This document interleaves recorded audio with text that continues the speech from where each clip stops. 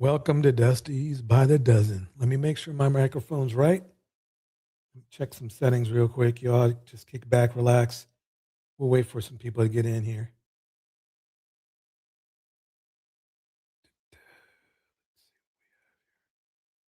Yeah, that's right. Looks good. Looks good. Let me see here.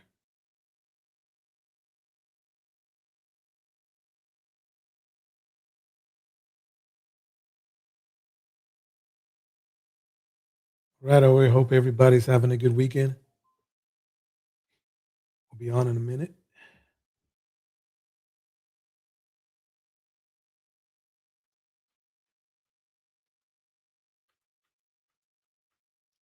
Where is that?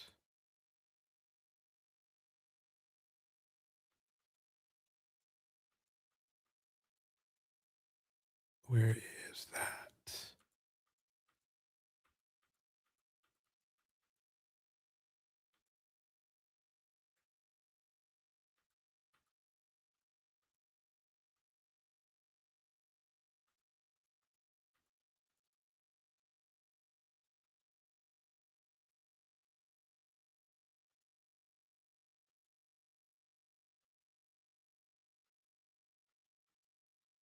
Can't find that picture.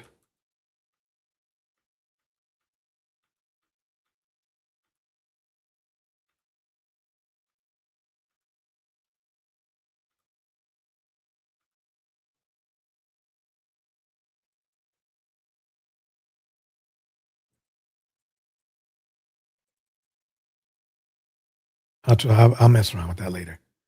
Hope everybody's having a good night. Yeah, let me use this for avatar. Let me use this for avatar tonight. All right. Yeah. Let's get right to it. Right now, I want to show you pretty much how the red pill dudes are doing, and then we'll get right into the show. Here we go. Explain to me why the racial designation was important. I like things that turns me on. White women turns me on, I'm sorry. You just like white women. Hey, they number one on the list. They're number one on your list. I got you a list. got a list? I got a list of women.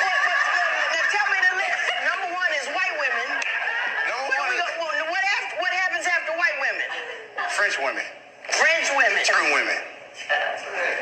Switzerland. Then Puerto Ricans. You know, they're all white except the Puerto Rican part. You know, Puerto they're Ricans are just white, different they're not- nationalities. If she ain't my color, she white. Right. So anything other than black women is what you're saying. Well, black women are there, but they way down there, you know what I mean? Now, just explain to me. Just explain to me. I ain't trying to be Y'all listening to this? Yeah. Welcome to Red Pill. Here we go. racist or nothing, but Hey. black men and black women are raised to be the same. They raised to be more like the head of the house. The head of the house, you know what I mean? Take care of everything. I can have that in my house. So you say black women are too strong and independent for you. What did he say? I missed it. I said I was the head of the house, and he said he's a white woman. I'm a white woman, so hush. Don't do that. I was raised to be You in can't control of my treat it house. like that in here. That's the way it's got to be. No, it's not got to be that way. It won't be that way in here. I'm gonna tell you that you're gonna treat that woman with respect, white, black, or otherwise. Okay. Don't do that. Okay. And this is why when we say when black men go outside the race, they are actually doing black women a favor. Absolutely. If you know, the thing is this is what I've learned is that there's a lot of men in the manosphere that are mentally unstable. And there's nothing you can do about it. You can't fix them. And as soon as you understand that, you will be living a happier life. And it really doesn't matter what race of woman you are. If you are with a broken black man, just like if any other race of men, you're probably going to have a very bad time. It's just the way it goes. So, yeah, let's keep this going. Here we go. This is a perfect example of that because In the beginning, No, I think you hear him I got talking- other examples here. Let me go fast forward here. What are you doing in Layla's room? Framing her?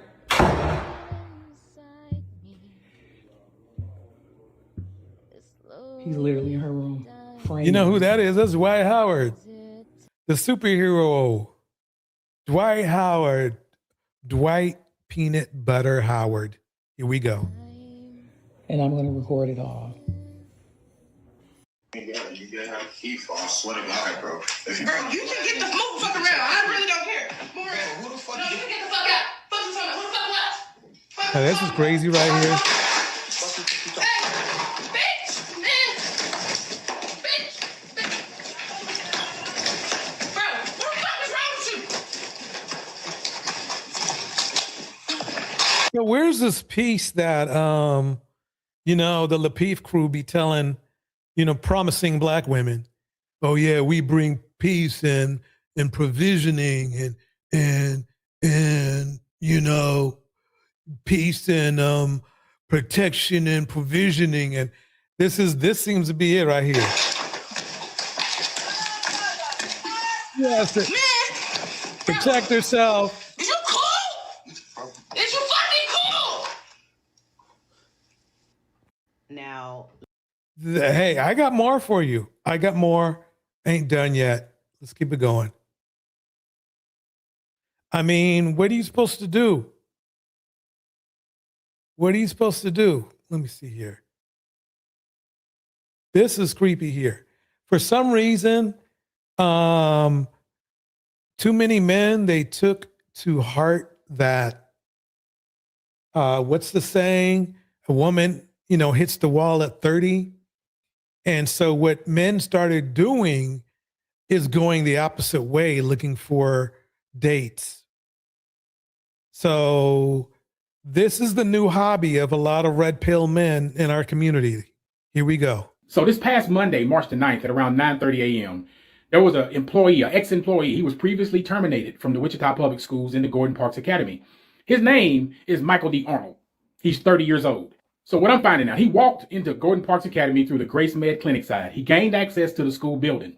He then attempted to check out a 13-year-old child, little girl, out of school, falsely telling the office staff and the child that her mother had sent him to pick her up. Now check this. This man has no connection to this child. He does not even know her parents. He didn't have the parents' permission to even interact with her.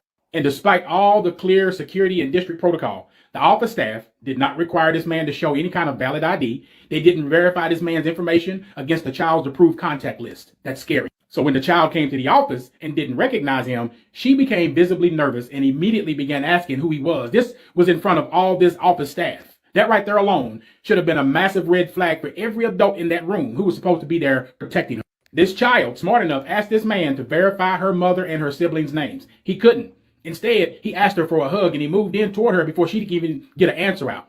That's how they're acting now. These men are literally going to elementary schools and middle schools to find a girl, a little girl at that, that's fit, feminine, friendly, and submissive.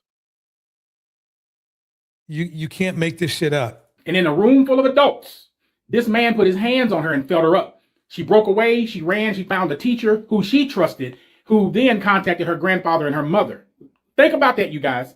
A 13-year-old had to protect herself and go find safety because the adults in that room right there failed her.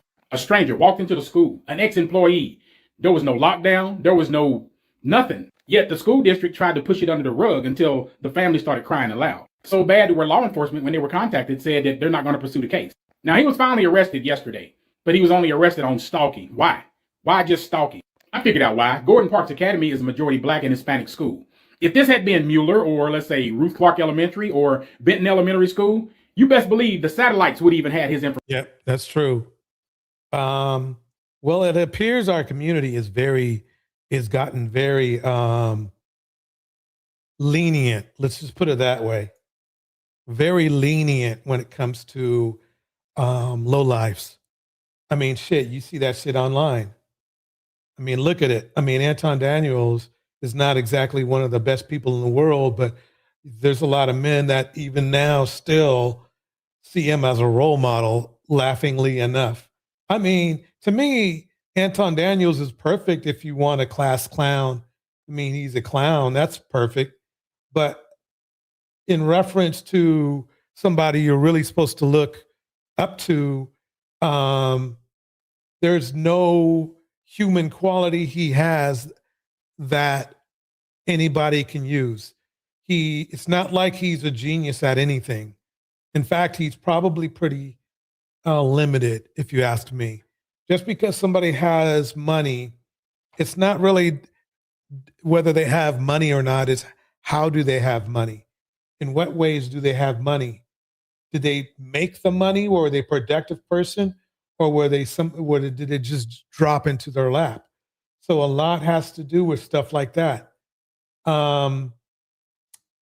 Let me keep it going here. Here we go. Information. It had been all over the world. Every adult in that room needs to be held accountable. The school district needs to be held accountable. This man needs more than a stalking charge. He tried to take this child. Who else is a victim? What are your thoughts? This weekend, I saw this little girl. She had a Welch's grape juice bottle in her mouth. Okay, so as you can see, I for some reason, he just keeps popping up in my algorithm. You know, Corey, I don't see how people even follow him anymore. But please listen. Here we go. And she was about 5. She had the whole bottle as far as it'll go, just sucking on it, walking with her mama. Somebody said, get that out her mouth. When they took it out her mouth, that baby said,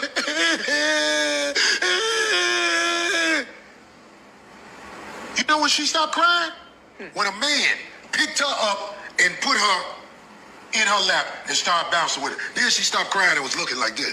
I said, that's a whore. Oh, no. You heard him right. Keep listening. That's a little whore growing right there. And everybody will say, Corey, what are you talking about? Corey, you crazy. Get the fuck out of here. This little girl was in her bliss with her mouth wide open. She was just, it had the cap on it and everything.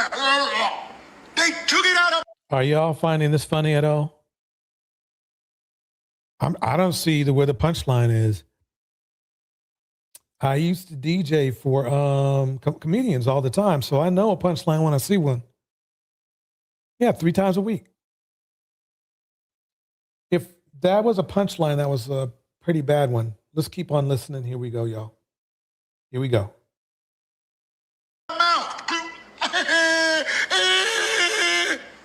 Then a man picked her up and started shaking her on his knee, and she was like, I said, that's a whore. That's a little whore.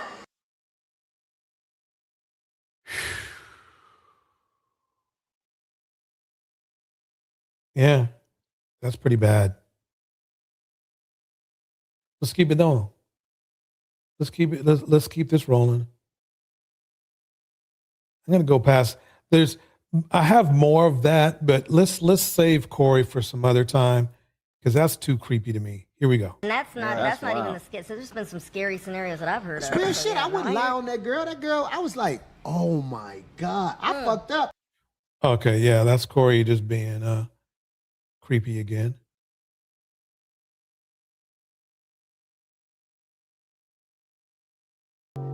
What? Mind you, this nigga is talking about his brother's daughter. What? And why is everyone in the room like agreeing to this shit? He's like, there's some truth to that. You're like, yeah, what? Truth to him being a PDF? Yes, what? I really don't understand. Yeah, but that's where the manosphere is going now. Creepiness. It's crazy to me. Let me bring up something else. Yep, still waiting for people to get in here, but taking my time. Share screen.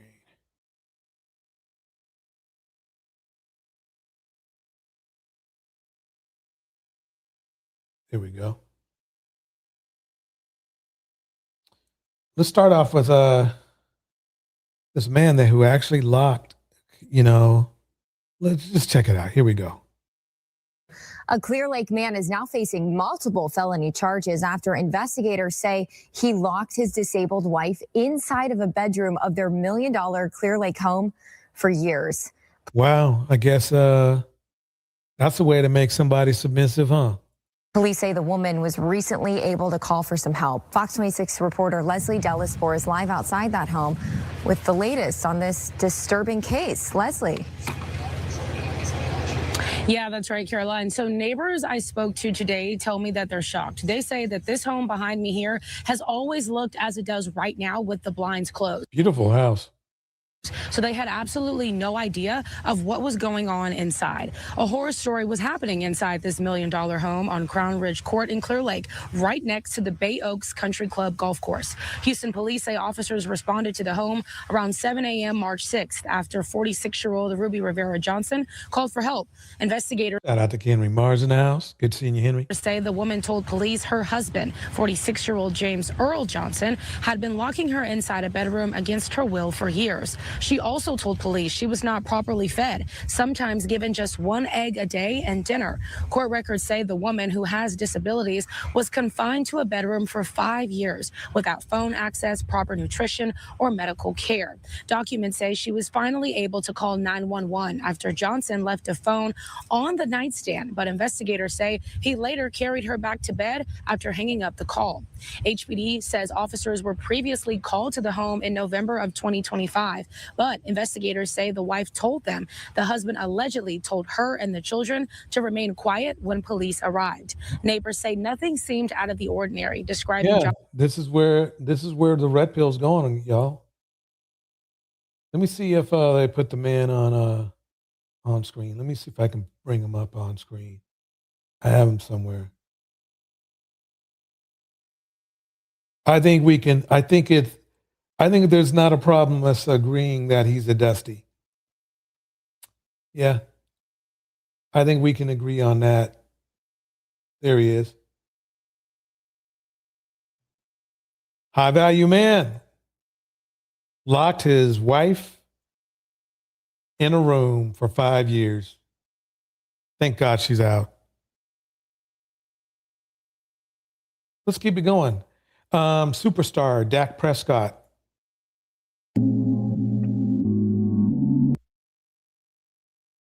Oh, Dak. What's going on? Wait, I don't want that one. Hold on one second here. A Clear Lake man. I don't want that either. There's another one. So we got Dwight and Dak. Dwight and Dak don't know how to act. And that's a fact. We'll use this one. Impregnated her. He just stuck that little Peter Weeder in there and just went. So here's the backstory. Dak and this cutie patootie here, her name is Sarah Jane Ramos. Oh, it was a whirlwind. Shout out to Minerva in the house. Love affair. They met in 2023. Within months. And in 2023, of course, he was a star quarterback for the Dallas Cowboys. And she was a bartender. She was a bartender. She also calls herself a wineologist. She works for liquor brands. And she does this because she's a cutie patootie. She'll like show up in Costco and Sam's Club and she'll give you a little taste testing. Okay. You do a little taste testing, liquor testing. Okay. So they met in 2023. And within months, Dak impregnated her. He just stuck that little Peter Weeder in there and just went to town. Yeah. So here's a high value man. And you would think that like right after he makes a woman pregnant, he would marry her because he has the means and everything, right? Shout out to Act Natural Under Pressure in the house. So you would think, high value man, the funny thing is this, what I've learned is this, ladies and gentlemen. They always say high value, but they never say high morals, do they? Let's break it down. Here we go. Okay. And he got her pregnant. I say he got her pregnant because he could have controlled that, right? Yes. And then the next year. Exactly. I agree. in 2024, at one point, he proposed to her. He then gets her pregnant again in 2025 because, boy, that man's like a jackrabbit, letting it loose. And they then plan the wedding for 2026. It is months away. It was supposed to be May of 2026. Unfortunately, and they just had that bachelorette and bachelor party. They had a dual bachelorette and bachelor party. Well, someone that attended sent a tip to TMZ saying that they have now called off the wedding. Now, there are multiple versions. I want to let you know what versions. The first version that was leaked to the internet said it was because the wedding was called off because she wouldn't sign a prenup. That doesn't make sense to me in that because a prenup can be negotiated to have multiple terms. Now, if you told me they went through months of negotiation and still couldn't get an agreement, that's one thing. Now, I did see online that it's... The thing is that basically what I find is that a lot of men who promote prenups are not very good men. They know that they have defects as it pertains to a relationship. So they know they need to get a prenup to protect the inevitable, which is a breakup. They know it's going to be a breakup, so they want to get a prenup. They don't tell you this. Nobody will tell you this, but I was taught this a long time ago, and I am now just breaking it down to you right now. So if you meet a man, ladies, and he's really hot to trot on a prenup, there's something going on. There's some defect he has that is making him literally divorce you as he's marrying you. Because the thing is that really what I've seen about prenups so far this year is it's 50-50. It works sometimes and sometimes it doesn't. There's ways that prenups can be thrown out. Now, the problem is I guarantee you he's a cheater. But let's find out. Let's see what happens. Here we go. Said the prenup wasn't the reason she's rich. The rich girls are the ones you have to worry about. They are absolute, because they will try to make you feel like, oh no, my parents have money. I don't need to sign a prenup. Yes, you do, because your dad got that money because he's a capitalist. He got that money on the backs of hard workers like Dak. So don't be fooled by people who say, oh, she didn't need a prenup. She came from money. Girls with money are the exact ones who need a prenup because she ain't got nothing. That girl's a bartender. Okay. So yeah, that is true. She's a bartender. Actually want a prenup, but from what it sounds like, I actually don't think that it was necessarily a prenup. They actually said that it was cheating. I don't know. Could have been. I don't know. I don't care. Oh, we know it's cheating. We know it's cheating. And the funny thing is, I don't think it was like he cheated once and then she found out. I think she got tired of the cheating. That's usually what happens. But hey, like I said, if a guy asks for a prenup, if he's a prenup dude, I guarantee you there's something broken. You better watch it. You better watch out. Let's go to another dude who said he didn't get a prenup. This man right here didn't get a prenup. Let's check him out. So it looks like the 911 call between Dwight Howard and his wife, Amy Luciani, has got leaked. So I'm going to let you guys hear what they had to say here. But these are some serious allegations. Let me pause that right there because this is I feel for Amy. I really do. I'm sorry that she hooked up with the peanut butter man. But it wasn't like the relationship with his ex was kept under wraps. She warned everybody. And then Amy talked shit about his ex. Nah. She was doing all kinds of shit. So I don't have a whole lot of I'm mixed because I don't want to see a woman be destroyed like she's being destroyed. But at the same time, it's like, well, you saw it. You couldn't have, he was banging dudes and it was known before he met you. He was doing, he was dusting it up with this white powder before he met you. what did you think you could do to make him change? I mean, come on. Shout out to King of Sigmas is in the house. What's up, King? Or should I say King? Anyway, you missed some of the white girls, King of Sigmas, but don't worry, we got some more for you. Anyway, yeah. I mean, it's like this. As a brotherhood for sisters and for the sisterhood, we are here to help, but at the same time, you got to help yourself. You got to help yourself. I mean, you know he a hoe. Yeah, I like that, right? You know he a hoe. If you know he a hoe, then he's got to go. You know what I mean? Let me, before I play that 911 call, let's go into this right here. You know he a hoe. I'm back with another trigger. One of my favorites. You're triggered. She's going to break it down for you. So here we go. Hey, they feel as if they will get better treatment. So today, let's talk about Amy Luciani and Dwight Howard. But let me show y'all some clips first to get y'all up to speed, and then I'll be back to discuss. All right. Thank you.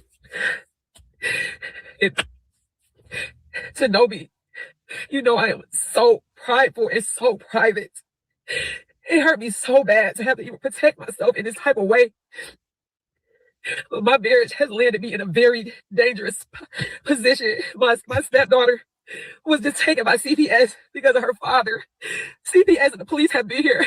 I mean, 3 times in less than 3 months, and I stood in it with my husband, even though I was scared for my own self.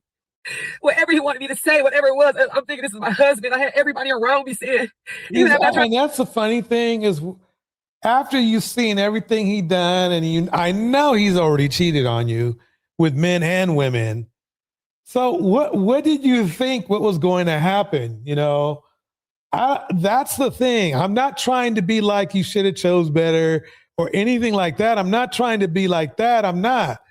But even me, I'm like, okay, you know what dude is, you know he's a crackhead and you know he likes booty juice. So what part of why'd you even marry him? To get at, I know why you married him, because you wanted to get at his ex for some reason, because you were a pick-me, and pick-me's love to attack women that are under attack. I don't know what it is, but they always want, oh, see, he chose me now. So let's try to divorce him the first time. Everybody around me says, you can't leave your husband as soon. You said through sickness, through health, through just, you said through good or bad. That's why I can't. Come on, if you taking no, you can leave. Look, see, they played that little, they played the church game on her. Back, but this is going way too far. But it's not even about me. It's about the kids. The stuff that I have to go through with the kids. I have to be witnesses too. I mean, the police at the house, they asking me questions. I don't know how do I lie for my husband. I've never been married before. I'm in love with my husband. I don't want him to get in trouble. So of course I'll be his alibi, but this is going way too far. And now I'm getting mixed all in this. I've been with this man for 14 months. I cannot ruin my entire life for something that this person is doing. I just cannot do it. I tried to get so much help. I asked for counseling in our marriage. We went through 2 different counselors. When I say I love my husband, I don't want to leave my husband. But the positions I'm sorry, but and it goes for the men too. But isn't this something that you should be having a discussion with the therapist with? Why is this even online? I mean, don't get me wrong. I like the entertainment, but you know, she knew what Booty Juice was up to. He's putting me in, and it's all over nothing. I keep telling people he needs some help, y'all. I live with him. He doesn't even like women. He doesn't like women. You are like basically an accessory. This is not him. This is not the white. This is trauma. This is everything he's been through. It is him. This is him. He's been this way. This is why he was available. I mean, this is why he was available. He was available because this is him. He's garbage, great on the courts, garbage as in relationships. But just not the kids. I have to advocate. He has like 5 or 6 kids or something like that too. For the kids. and I can't go down for what he's doing. So they took our daughter. And I'm just sitting there like, do I speak up? Do I be quiet? What do I do? But I caught You this get the hell out. That's what you do. man. I caught this man forcing our 12-year-old son to cover for him, his son, to cover for him. He had him lying. I recorded it. He was coaching our son to lie on me, and I had to record it. It's So she, I don't know. I mean, the thing is, does she know that, like when you record things online, that they can be used against him in the court of law? Some of the best snitching has been done online. It really has. It's like right now, in fact, there's some rappers that are in court for deleting, right? And they're trying to keep videos out right now of court. And it's not going well at all. The courts can't help if you snitch on yourself. Don't be mad at the courts. Don't be mad at anybody. I mean, for real, for real. Why are you going to be mad at somebody for snitching? Now she's just snitching up. So if there's something going on, they're going to find out now. You just called, child services, the sheriff, everybody. So let's go over that 911 call, see what was going on with that. It was so-called leaked. Let's see how it sounds. Okay, and what's going on there? Well, what's going on is my husband, this will be the third time. Whenever he gets upset, he locks me out of our estate. We live in a 35,000 square foot big home. It's Dwight Howard from the Lakers. Anytime he gets upset with me, I come home, the gate's locked. He just did it again. We had an argument. He lost custody of his daughter last night with CPS. He took it out on me, and he went all ballistic. I come home. Yeah, high value man will treat you like shit. I don't know what she was thinking. Go back in the gate. He changed the gate code again. I said, the police came out here before and they told you. It is illegal to do this to Miss Howard. This is your wife. I've been here for 15 months. We've been married for 12. You can't do this. They warned him. Stop doing it. He did it again. So I'm locked out. I had to walk all the way through the woods, break in the side gate. I'm quite shocked the neighbors haven't called the police on me yet. It's raining. I'm embarrassed. I'm outside the gate. He locked me out again. I was not going to call, but I'm sick of it. I cannot keep being made to sleep in my car when my husband gets mad because he's High value man. High value man. Multi-millionaire and he's an NBA star. It's wrong. I want somebody to come out here. I don't know my rights as a wife, Okay, but for me to be standing outside, it's ridiculous. Ma'am, I have a few questions for you. What's your first and last name? It's Amber Howard. Okay, and I'm just going to ask you some questions. Is there any alcohol or drugs involved today? No, ma'am. Okay, any weapons? She lied. She lied, remember? I mean, what does that mean? Like, do we own him in the house? Does he have a weapon on him today? Oh, no, ma'am. No, ma'am. Do you guys have weapons in the house, though? Oh, for sure, over 1,000. We have a gun room, a very nice gun room, but that's way far away from the house, on the property. That's technically close enough to be said it's in the house. Okay, and where are you right now? I'm standing outside in the rain. And can you go ahead and give me a description of yourself so officers know who to look for? Are you black, white, Hispanic, or Asian, ma'am? Yes, ma'am. I'm black. Yes, ma'am. I'm black. I have on blue jeans with a gray hoodie and a gray hat. Gray hoodie, blue jeans, and black hat. Perfect. Okay. It's a gray hat. And where is he right now? I have no clue. Our house literally is huge. I don't know where he's at, but I don't know. I'm sure he's Peanut butter. looking at me standing at the gate looking stupid. I don't know. Okay. All right. The reason I played this is because it's important that young ladies know that the mystique of a high value man is, it's a myth. I mean, the goal to being with a high value man, you would think, for ladies would be that, you know, you're living a better life. But does this woman sound like she's living a better life? I mean, for real, does she sound like she's living a better life to you? Let me go back to you're triggered. I'm back.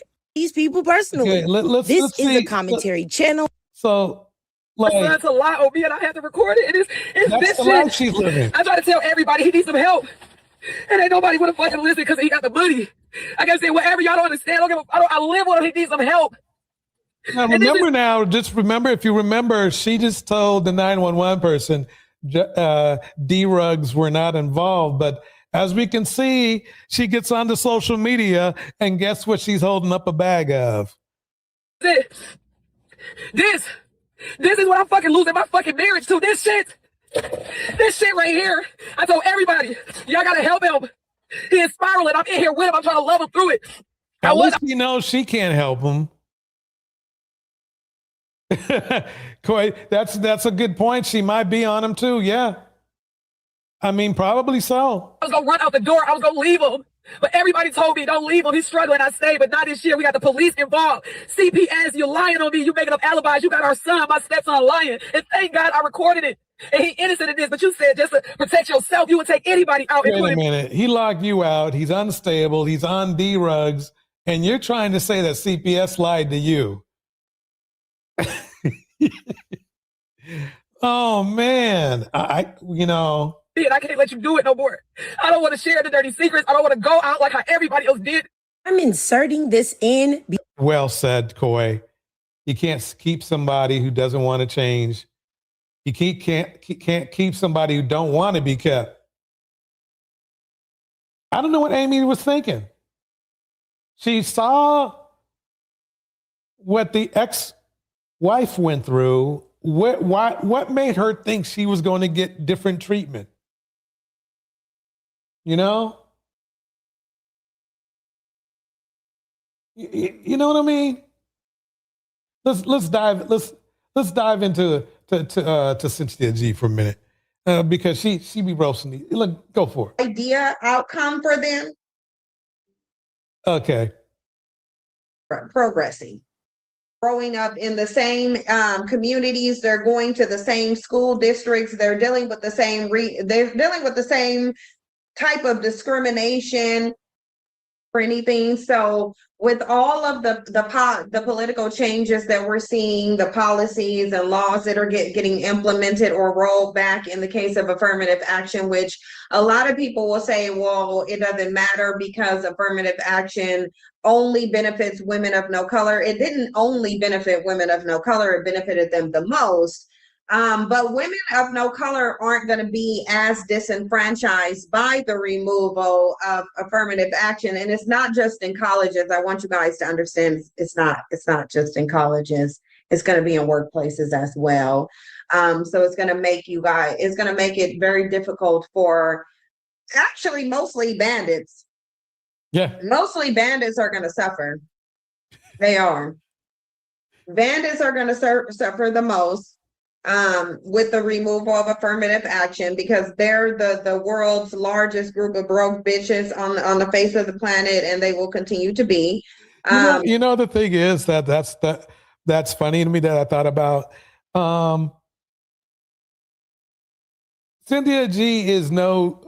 I mean, if this was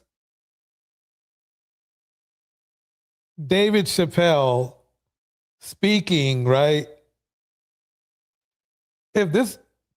Everybody would be laughing it up. Everybody wouldn't have a problem with this because he does this. David Chappelle will say something like this.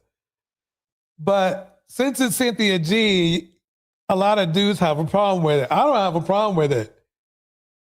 She is, look, what I like is her delivery. It's like, it's smooth. It's like she's not trying to be funny, but she's funny, but she's serious, and she's saying something meaningful, but it's just funny, just the way she puts her words together. That's all they already have like the highest unemployment rate. That's not going to change. It's going to become more difficult for them to find employment. she brings up a good point, and I'll tell you why. You would think, since us black men are one of our biggest challenges is employment, and when we do get employed, are we getting paid?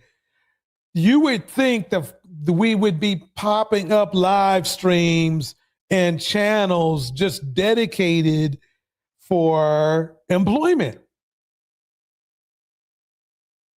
But the few channels that we do have are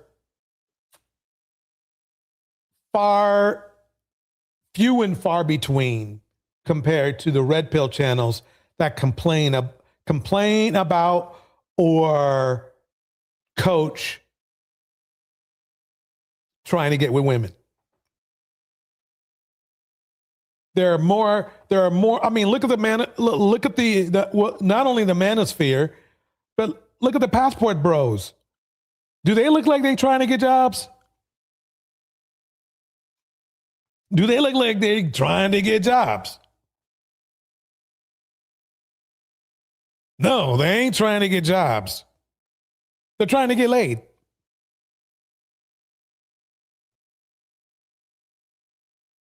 They're trying to get laid.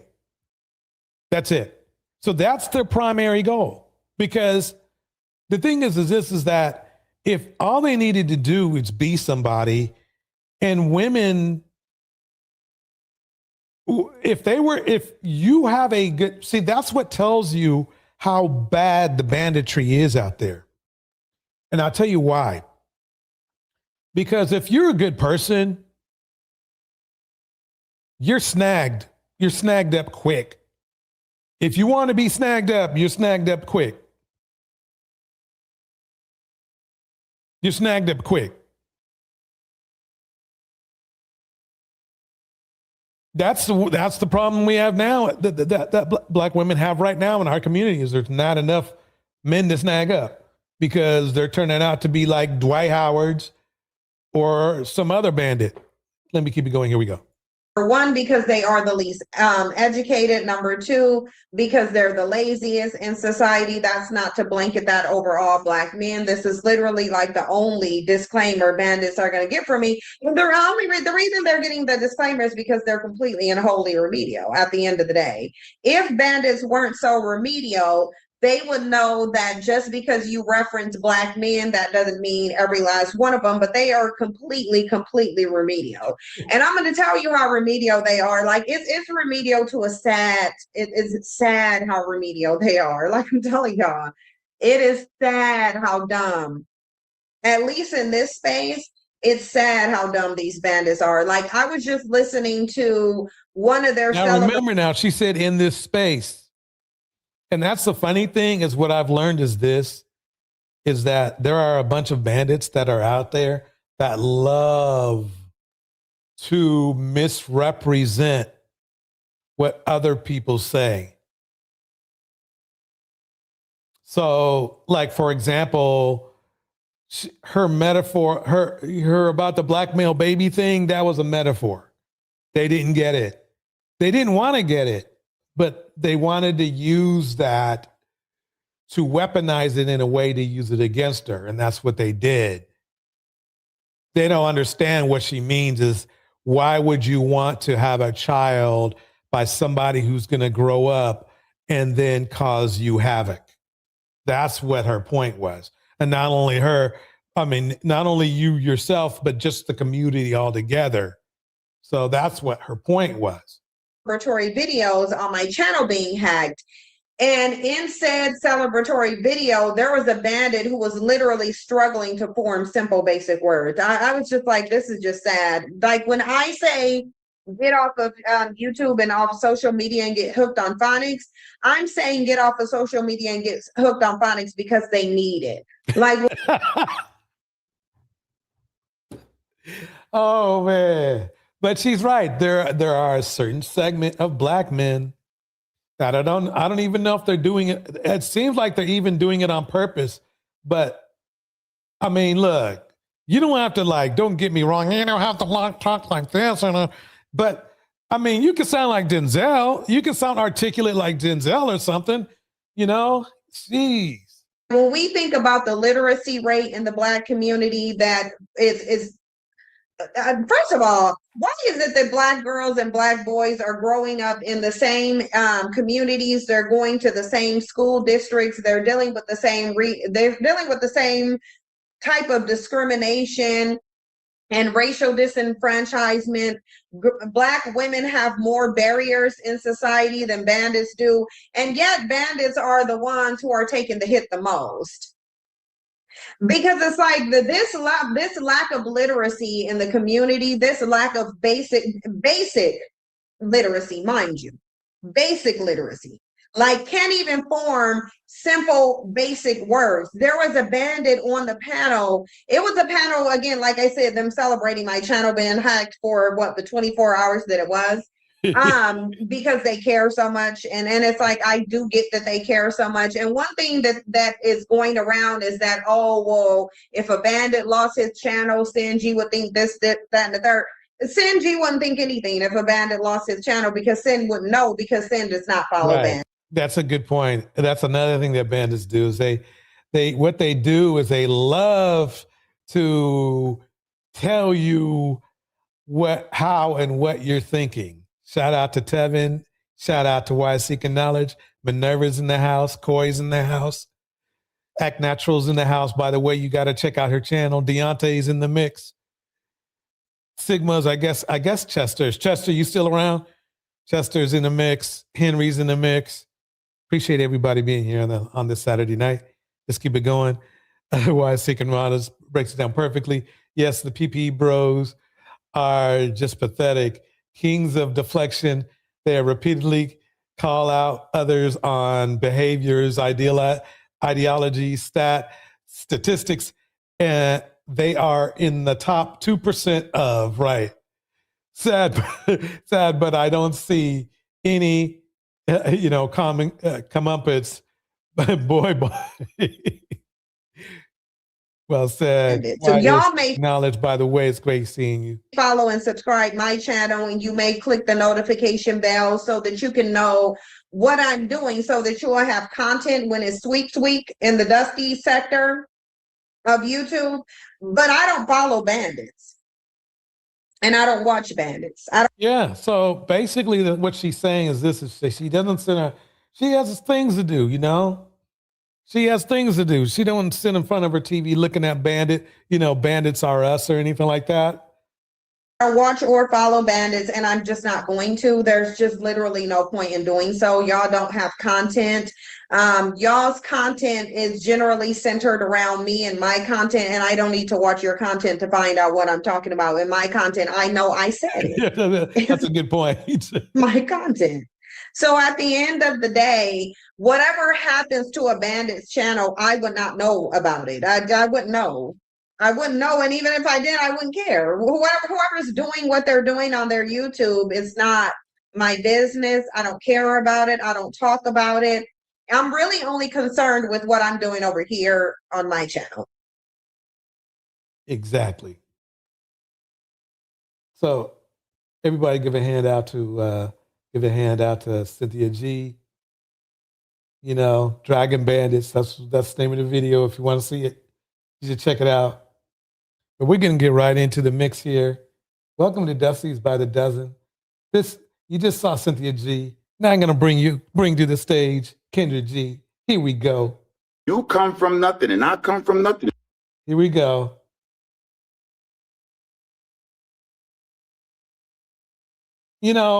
Something, believe it or not, Kendra G is going to disagree with me very hard.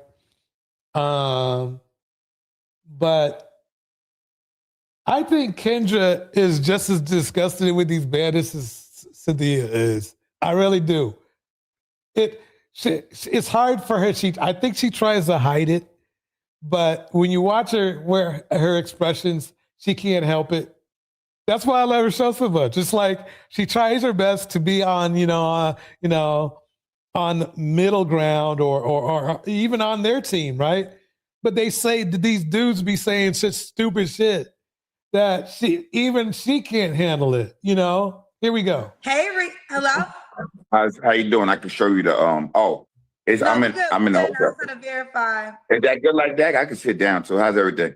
Sorry I missed your show in Houston. I was trying to get there to save my marriage. It didn't work. I was trying to bring it. Okay, so already it's starting out bad. We already got one red flag. There's actually 2 or 3 red flags that we're seeing right here. Number one, he's indoors. He's inside his house. He's hiding his eyes for a reason. Either he's uglier. That's here we go.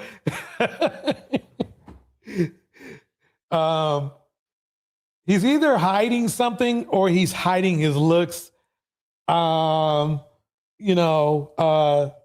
a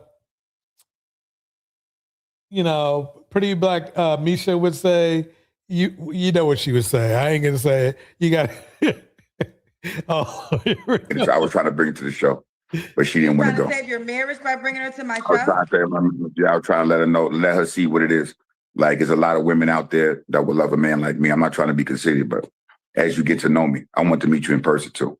If you have to take your woman out so you can show to her, I mean, your wife, his wife, or his former wife, thank God, I hope she's doing okay. If you have to take your wife out, right, to some place to prove to her that you're a good man, then you're probably not. But I couldn't make it. She didn't want to go. Hold on. Wait a minute.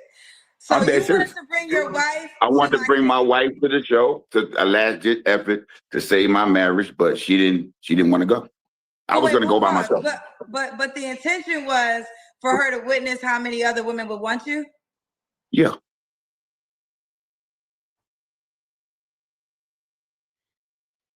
I can already tell right now why she wanted to leave. I think we all can. Let's keep it going. Let's find out. Let's see where this goes. Welcome to Dusty's by the Dozens, featuring, me, the friends, Kendra G, Cynthia G, and we already did, Dwight. And Dwight and Dak, we did them already, but here we go. Well, very good point, Minerva. That is childish. That's kind of like what people, kids, boys, did in high school and middle school. This man's got to be in his 40s. Because she knew I would help her succeed in life. Well, what woman wants to leave a man that's going to help her succeed in life? A woman that's probably not mentally fit. Your wife wasn't mentally fit. Yeah, after we start talking, you'll figure it out too. So this is funny. He's saying that she's not mentally fit, but he still married her. You see how easy it is? Why I say acknowledge. He says he's on here to show her he could pull another woman if butt backwards thinking was a person. Good Lord. I'll text you my address. You look at my house. I'm not trying to. Hold on, sir. We don't have to have any. We won't share any personal information other than this conversation. Okay, so let's start there. There'll be no personal information exchange. No problem. Okay, what is your name? It was really a joke. Let me stop. Let me be serious, because I did try to meet you. This is serious. I did try to meet you. I did try to bring it to the show when you arrived in Houston. I just found out about your show. I wouldn't watch you for a minute. So I admire your style. Reminds me of somebody else. I'm not gonna say the name. The thing is that usually what I see, don't get me wrong, from one time in a while, I'll wear some shades on video or whatever like that. But on a dating show, it's kind of inappropriate. It either seems like you're trying to hide something or you're trying to be somebody you're not. And it's real. You're real. So I said, let me try to bring her to the show, not really for her to see other things, but I just want her to see the amount of women that's on her level that are single with no man. That's what I want to see. See, you could tell he's a manipulator. And basically, we could see why she left. We can see. See, the thing is this. She left him for the reasons that he will never understand and he can never provide. there are things he could not provide for that woman. Virgo girl is in the house. And one of the primary things is not being a sociopath. He appears to be just like that. Not saying he is, but just the way that he is trying to manipulate and groom or tried to groom his former wife, you can tell he's got issues. That's what I'm going to say. Okay, can I get to know you better? What's your name, sir? My name is Al Drummond.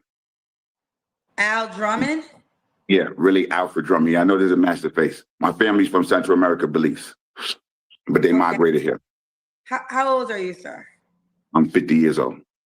50 years old. And how old was your wife, if you don't mind me asking? When I married her? Yes. Oh, now currently, she's 38. She's 38, so she's, what is that, 22 years younger than you? No, she's 38. I'm 50. Well, 12 years. Oh, 12 years younger. 12, okay, 12 years. All right. But we're not married. We're not married. So how many years were you guys married for? I met her in 2011. I common law married her in 2011. You She didn't have health. Yeah, she didn't have health insurance. And then Can he finish? Remember when I was just playing that thing where what Cynthia G was saying that these dudes are hooked on phonics? I mean, this guy cannot finish a word at all. 15, I did official. Okay. And when did y'all get officially divorced? We got officially divorced in 2023. I had to file paperwork. I tried to use it as a scare tactic, to be honest, but it didn't work. She walked, actually, coincidentally, she got hired for a job. And Did you notice how he said, I used it as a scare tactic? Let's go back a little bit. Actually, coincidentally, she got hired for a job. And I'm not going to say a salary, but her salary went from where it was, from what you met me at Propel, so she could be independent. So she became a high value woman, as you would say. And she walked out the door as we just got the house. Good for her. Good for her. You can see who he's dealing with. She was dealing with the new house. She said she wanted a bigger house, and I got the bigger house. And then a year later, she left. So she got into a car accident, and then she wasn't working. Everything was fine. There was no problems. Everything was perfect. Then she got hired for a job. The salary jumped. He thought everything was perfect. He thought everything was perfect. If she shot out after she got a good job, then you know what's up. After that, there was problems, and then she left. So you're saying once she started to make more money, she left you. So you wanted to, and from what you're saying, you wanted the marriage to work. Yes. So why did I took her. I'm sorry. So again, I only know your side of the story. Remember, this is a dating show, ladies and gentlemen. And I don't want this to be missed. But if I go to a dating show, I'm going to find myself a woman to go out with. I'm not going to go on to the show to talk shit about an ex. That takes that's why I can bring up the fact of his sociopathy. You know what I mean. Cynthia, don't get me for that. Anyway, basically, I guess what I'm saying is this. That's how you know how a person is. Did they choose to move on and move forward and move up and move positive? Or did they choose to talk smack about their exes, right? And stay in the past. And use that precious time that so few people get on Kendra's show. Instead of finding himself somebody, he spends it talking shit about his ex. That right there tells you all the character traits you need to know, because it's not like Kendra's like saying, putting his arm behind his back, tell me about your girl. She wasn't doing like that. It seems like that's the reason he came on the show. He's not on the show to look for somebody. He's on the show to show up his ex. That's what he's on the show for. Here we go. Why would she say she left the marriage? I'll tell you the truth.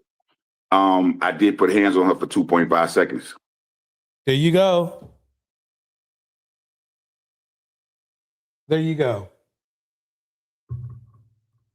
There you go. There it is right there. What did I tell you? He's a part of the Hands and Feet Club. That's why she left. Or one of the other reasons she left. And I guarantee you it wasn't for just 2.5 seconds. And I guarantee you it wasn't just once. It's not just once. She slandered my name. I don't like that. That's a trigger for me. She tried to say I was abusing her dog, but I'm the one watching the dog every day. I don't. Oh my! He's walking into punches. Yeah, like natural. Hell nah. Yep. He's a natural repellent. Exactly. He is. There it is. It didn't get that. We didn't even have to go that far to find out that basically what it is that he's an abusive person. And that's why she left as soon as she could. As soon as she could get that job, she was like, I'm out. Semi-retired. So the Shih Tzu's with me every day. So you hit her? I didn't. Oh, no. Little. You just said you put hands on her for 2.5 seconds. I did little this and I caught myself and I did like that. Remember when Corey was saying that he didn't hit a woman, he muffed her? This is what's going on right here. She left. I don't hit women. And I purposely date smaller women, so I won't hurt women.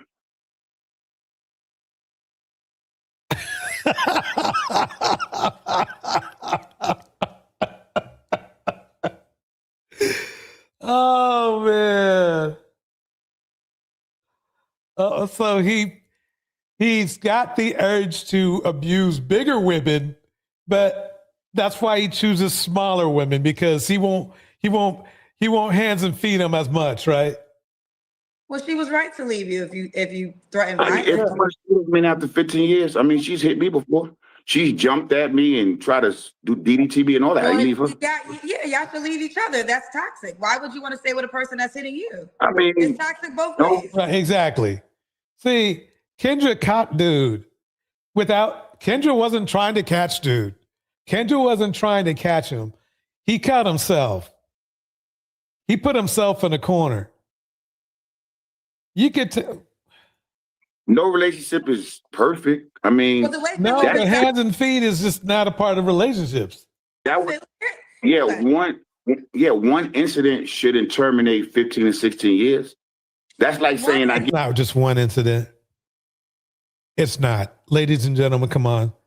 It's just like when Corey was lying about not hitting a woman, but he hit a woman, but he calls it muffing, the gaslighting. That's what it is. Get with a woman. Let's just say I meet a woman on your app right now, right?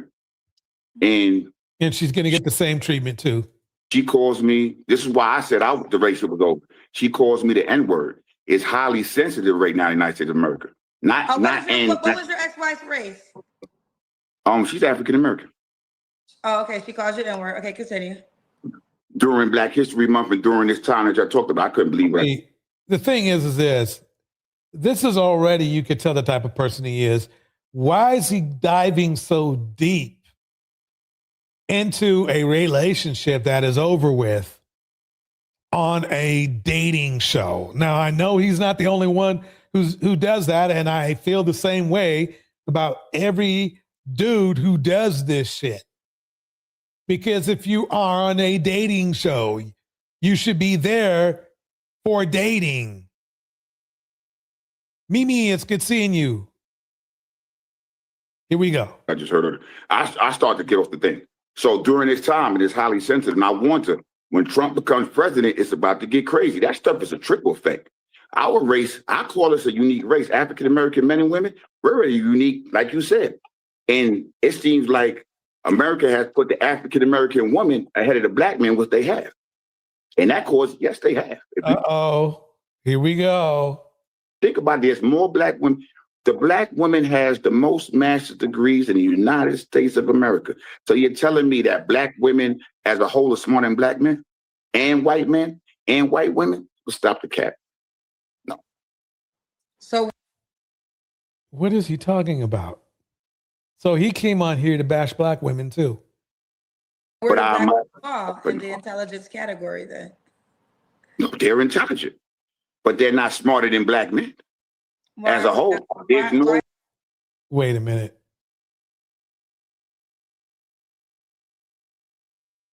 See, this is a problem.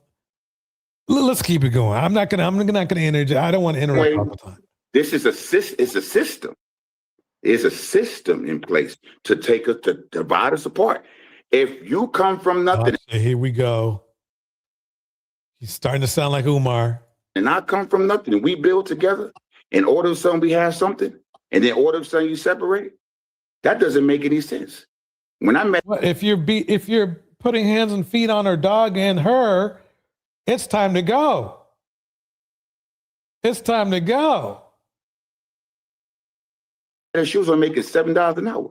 It was my idea, my thought, my money I put into it. I'm not gonna say a career, my idea, my vision. Everything starts with a thought. If it was you, normal men who care about somebody they don't talk like this.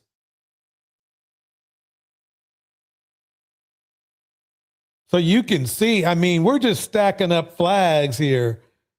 We're just stacking up flags, reason why, and reasons at the same time why his ex is his ex. Wasn't for my daughter, she wouldn't be at 6 figures right now. I should have said that, but she's at 6 figures. So if I was that bad of a person, how did she go from $7 an hour to 6 figures? And then when she got to, actually she came back at 6. She was at 7. This story is starting to crumble a little bit. 77 when she left. My money, my investment, my vision, my thought, everything started. There it is. I mean, who would want to be around a dude who thinks like this? And I guarantee you, everything he's telling you is 1 or 2% is probably true. That's it. Us with a thought. There you go. Couple of If it wasn't Can I jump in? There's a couple of things I want to talk about. Holly, when you want me to be quiet, I'll be quiet. No, we're going to have a discussion.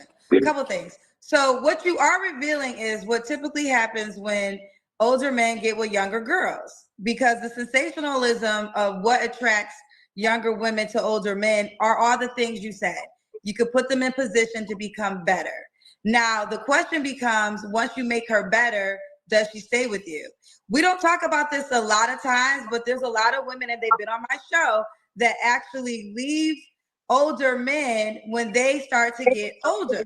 So I know there's this conversation that I hate the word high value, so I'm just going to let y'all know this. But for the sake of this conversation, the part that high value men leave out when they get older. Let me make something clear. I'm not sure where Kendra is going with this, but the young lady left him because it's not like she's a whole lot younger than him. 12 years is not a whole lot. She left him because he's a piece of shit. That's why she left him. It has nothing to do with age or that she became a better person. She became a better person because you're supposed, when you get older, you start to progress into being a better person. But she's like, look, he's psychologically abusive, physically abusive, and kicks my dog.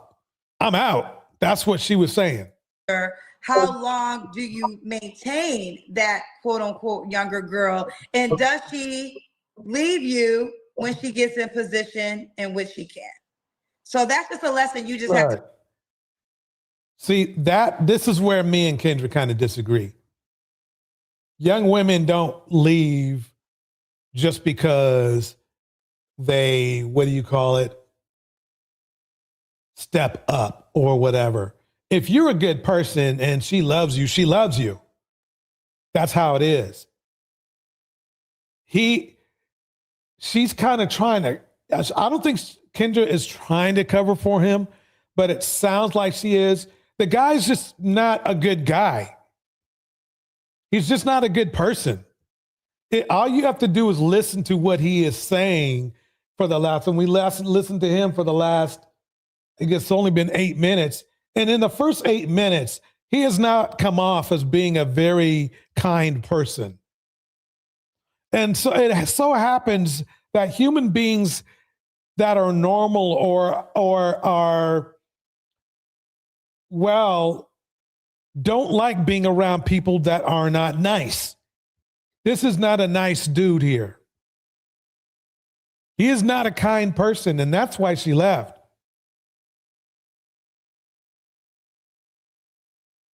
I mean, think about it. She left, and now she has to pay rent, right? Or buy a house when she could have saved more money if she was in love with this guy. And this is very important for us to learn here, because what we're learning is that you're not high value to a healed woman if you're a POS. Sooner or later, she's going to want to leave. It's kind of like the situation with Dwight Howard. Lots of money, POS. Love to see him on the basketball court. Talented, but a POS when it comes to a relationship. They are completely two different things. So that's the only issue that I have with, I don't know if Kendra's trying to save this man or make a point, but I know she sees that this dude is just like, there's something wrong with dude. No woman in her right mind is going to leave a kind, loving man who cares about her, and if, from what he says, brings you up. She brought herself up to get the hell out. That's what she did. That's what happened. She brought herself up, and he's just trying to take credit for it. That's what's going down. Let's listen to a little bit more, Cynthia G. Here we go. Whatever happens to a Bandit's channel, I would not know about it. I wouldn't know. I wouldn't know. And even if I did, I wouldn't care. Whoever's doing what they're doing on their YouTube, it's not my business. I don't care about it. I don't talk about it. I'm really only concerned with what I'm doing over here on my channel. Mimi says, no woman is going to spread for him. He's done. Talking about that dude. But this literacy rate is a problem. It is a problem. And what I saw how dude was speaking, he couldn't finish a word. I really wish Black women would understand is that while you're giving them grace based on the system, the very system that you're giving grace based on gives them a privilege because they are males. And then you have to live as a female in this society, in a patriarchal society, and you have to deal with the oppression that comes with that. Yet at the top of Black women's mind is always what Black men are going through, which is nothing. Because if they really felt like they were going through these issues, which they're going to continue to go through issues, they're going to go through more of them, especially with what's happening with, the affirmative action, and then these companies being able to discriminate against LGBTQ. Because I don't know why you think that if they're able to discriminate against LGBTQ and most of that community is made up of people of no color, if you think that discrimination is going to end there, you're silly. You're silly. Like Right. very soon, I'm projecting that you go find yourself back in Jim Crow as a Black person, unless you just choose to get out of this country and go somewhere else. This not regressing, but this progressing. Because this is regression at this point. It's regression. Whenever you start rolling back, you know, because the country was supposed to have progressed to be the freedom for all. It's supposed to be getting rid of its negative history, the history of disenfranchising people. Obviously, that's not happening. Exactly. And this is what Dr. Umar says. You know who the ultimate anti-Black segregationists are in America? Black people! Nobody wants to get away from Black people more than Black people. Take your ass to them Korean stores and ask them, what are you going to do for the Black community during this food shortage? Let me pause right there. Put them on screen. Dr. Umar. Here's the thing is, Omar will always have an elephant in the room. Cyber Dream in the house.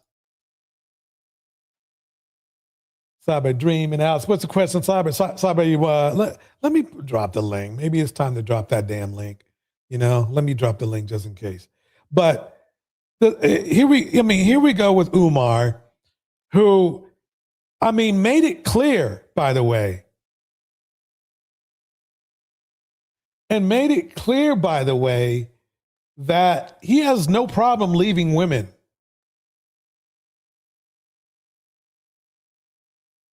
Cyber says, what's the difference between Epstein and pimpin' culture? Zero. Pimpin' culture is just a poor version of what Epstein was doing. It was still trafficking. It was still abuse. Very good question. But we all know pimping culture is just kind of like Epstein Jr. It's like Epstein Jr. That's what it's exactly like. Here we go. You know who the ultimate anti-Black segregationists are in America? Black people! Nobody wants to get away from Black people more than Black people. Take your ass to them Korean stores and ask them, what are you going to do for the Black community during this food shortage? Take your ass back to your 3 women that you left with kids. All going on. You get attacked all the time. You get called all these different names, and people are, questioning your character. And like, how does that make you feel? Great question. Here's the thing. Interracial. See, the thing is this. He's all pro-Black and all pro about, Black women and getting with Black men but has no problem putting a baby in a woman and leaving them. So Umar will always have that elephant in the room with him for now on, because he's doing the opposite of what he preaches. He's a hoe. He's a hoe. He's got 15 cents at $1, so he's a hoe. He's a hoe. Why did you ask me? Because I told you so. Dating is economic treason. You deport the one who snuck in, but you can't do nothing about the 4 they reproduced. Donald Trump is a crash dummy for the white power structure. Yeah. He don't run this country. They want your culture. Yep. They want your music. They want your talent. They want your inventions. They want your skill. They want your rhythm, but they don't want any of your blues. Right. Let's talk about your school, right? Yes, so you're opening up a school. Yeah. Let's talk about your school. Stay with me.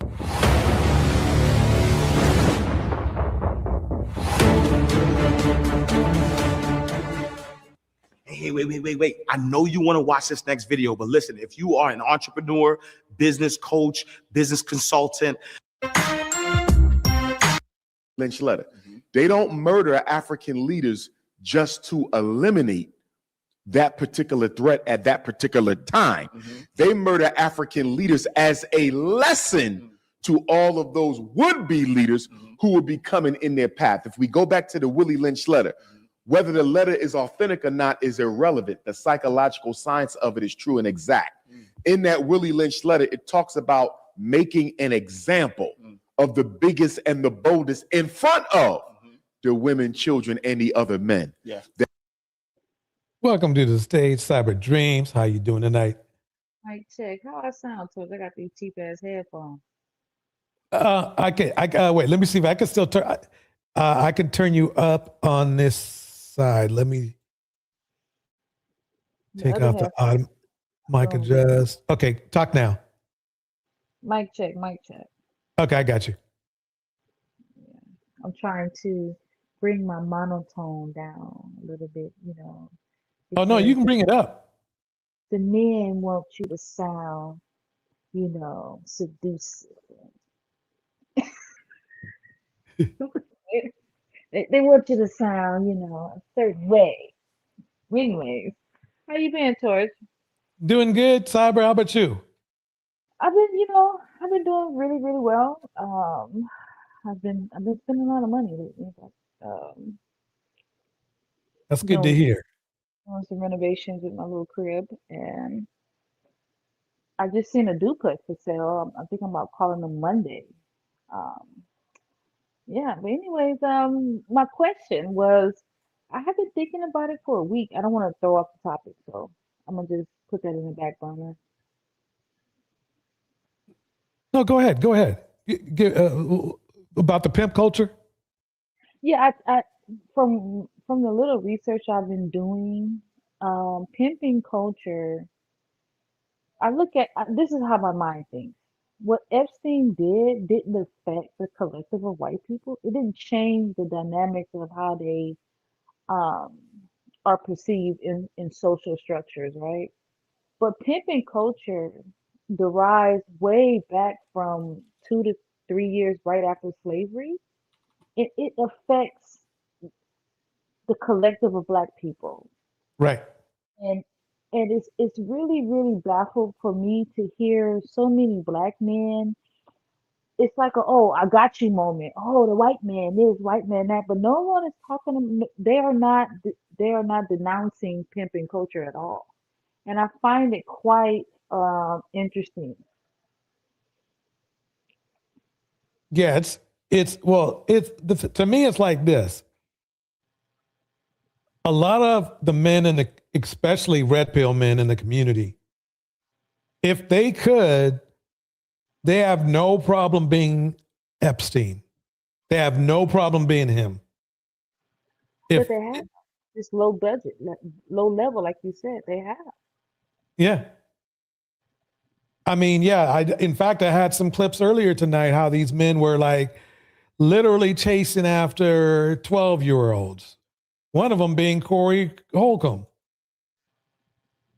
It's just, it blows my mind how I didn't know that there were so many men that enjoy the company of little girls in the wrong way, if you know what I mean. Because it's never been a consequence in black culture for them. See, the Epstein, he had to go to a whole exclusive island to do his bidding, right? But within the black culture environmental structures, it's never been a consequence for them. They have been free to terrorize the community since the conception of free slavery. And from my research, I did not know that there's a dark side behind slavery. Not only did the black women get sodomized, can I say that on YouTube? Raped and everything, but at night they were pimping the women as well. And then when slavery ended, 2 to 3 years after that, they were pimping black women and children. There's a lot of essays that has been documented back in the 1800s from black men with young little girls. And if you go even deeper, the breeding plantations, a lot of people, y'all have to do your research. Not only was it manufacturing plantations, there was also breeding plantations. We don't speak about that enough, about Mm. how they want to talk about butt breaking. What about the women who were on these breeding plantations where they line them up and let these young men or bucks, whatever you want to call them, bulls, just go into them and breed and stuff like that. So there's a whole dark side of slavery, the conditioning, right? I'm not giving no excuse because I live without excuses, but um it has cultivated the minds of black men. And my next question is, why is it that black men are so attracted to this type of behavior? Because if you listen to Umar talk just now, that's why it's like, why are you so attracted to this type of behavior? I don't Right. understand. I have yet to come to a answer. Yeah, it's the thing is, it's like when you, to me, it's a sign of being broken. It's a sign of like you've been buck broken. I mean, basically, black men, we have the capacity. We do have the capacity to be very successful, even in this environment. But we spend so much energy and time trying to be hoes that we are not being successful, because there is a what should I call it, a fork in the road where you have to choose whether you want to be pleased or you want to be successful, because the success takes a lot of work. You got to do it a certain way. You got to you got to spend a lot of hours and time doing stuff that you may not be on the top of your list. It should be on the top of your list. But what a lot of men are doing is they're spending all of their efforts and time on just not trying to get married, not trying to be in a relationship, but just booty chasing. That's it. Maybe Both men 10 and women. maybe 10 years ago I could have accepted what you just said, but I can't in 2026. What if I put something else on the table, right? What if Right. I say it's just something that they desire? What thought processes do we move in then?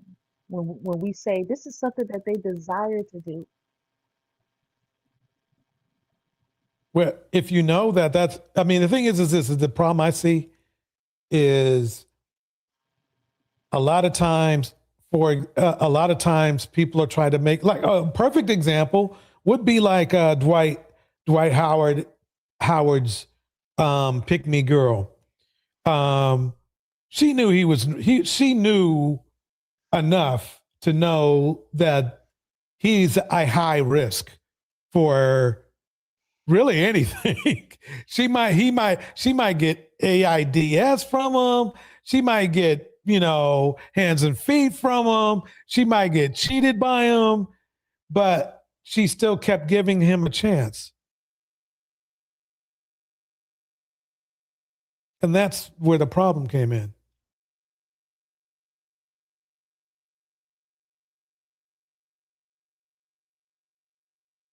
Let me play a little bit of Umar, and then one will comment. Here we go.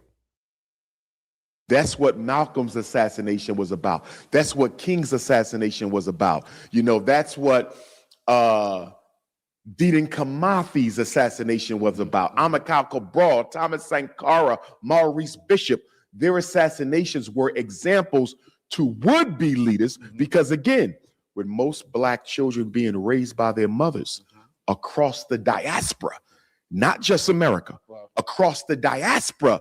And this is where that elephant comes in. He literally made 3 single mothers himself. And he's bringing up single motherhood as a problem. Uh-oh, did you fall out? Somebody called me. Oh, okay. Hey, there's nothing wrong with that.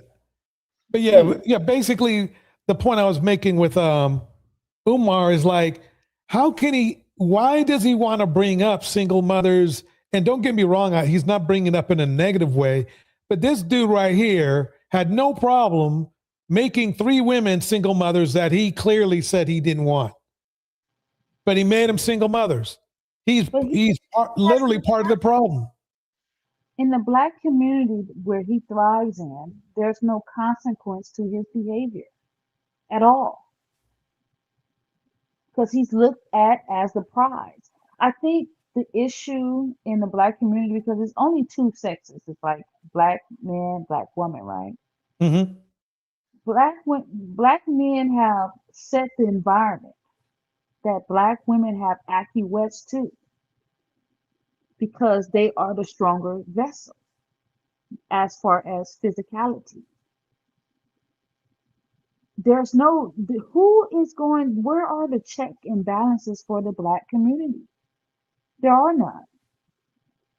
Right. So in his respect, I cannot judge him to that extent where I know he's a charlatan. I know he's a liar. I know he's a degenerate male, right? But he's able to thrive in these conditions because there's no checks and balances. Right. And then Black men, they always have an excuse. Like if you play the clip, all I heard was excuses. And he's on a PR campaign. He's trying to rebrand. Now the question is, when is the Black community, let's get the burden off Black women. When are the Black community going to say, no, Omar, you're done? How is he still able to go to interviews and be televised and publicized? How? Mm-hmm. It doesn't make sense. He's still making money. He's still doing what he want to do after he's already been called out for his fraud for the school. He lost rights over the school. The school is being auctioned off as we speak. Damn, I didn't know that. Yeah, he lost the school. But he's still going from here to here to these podcasts.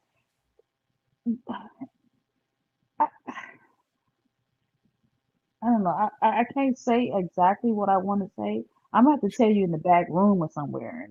I can't say it on here because I don't want to offend people who is still caught up in the hope of Blackness. It's over. No, spit it out. Spit it out. These men have proved that they have already they have exhausted every excuse that they can give the Black community. We in 2026. And this is my thought about the Epstein files. The Epstein participants prove to me that it's not about race, it's about power, desire, and lust. Because what he did was to young, underage girls, they had grown women as well, but they were not melanated, they were not of any other race but their own. Now, if they can do that to their own women, right? Why are you so concentrated on them when you have charity starts at home? And it's sickening to me to hear these Black men, right? That's all over the YouTube streets point the finger. See the Epstein, the white man this, white man that. But we've had over 200 years of degenerate behavior with no checks and balances. Right. Yeah, And then they went on stages and talk about, oh, the white man this, the white man that. What about pimping culture? Remember I told you, pimping culture has been in the Black community since the emancipation clock, since Juneteenth. Yeah. I mean, the thing is you're right. Quite honestly, we don't have to be in the situation we're in right now. even with the construct of the way America is right now, we may not be doing as good as we would want to be doing, but we could be doing a lot better than we are doing now if we just focused on doing that. And I think it speaks to the fraudulent behavior of Umar, because you would think with all his Afrocentric, gaslighting, that it would be at least used in a way that would make Black people want to rise up, mostly Black men. If Black men rose up, oh man. But look, I mean, there are more passport bros and What it's going to take for them to rise up? They have to divorce Black male culture. And if you ever worked in the school district or within school systems, right, you would see the attractiveness that these young men have before they even have jobs, before they even have sex, before they even make money. They are attracted to Black male culture. Yeah. It's going to take, I don't know what it's going to take. I mean, the thing is that's the funny thing. See, Umar was supposed to be that type of person to enlighten people to do it. The problem is he ended up just simply being a part of the problem. He's no better than Anton or Corey. He's just got a different scam. That's all it is. They don't have righteous intentions, though. The school idea, see, you gotta they always talk about the white man. There's an old metaphor that the Indians used to say about the white man, right? They called the Indians were the first nation of people to call the white culture, white men, devils. You know why? Because they said they talk out of a two-forked tongue. They will say something that's appeasing to your lust and your desire, but the other side of the tongue was to destroy you. That's the Black male. They say things to perk up the Black community's ears, right? They have the masculine presence. They don't even have to say anything, and they have masculine presence. I'm not going to take that from them, right? And when you feel masculine presence just by looking at them and they start talking, they talk out of a forked tongue, like Dr. Umar. Bars. I'd like to bring to the stage the one, the only Concrete Ghost.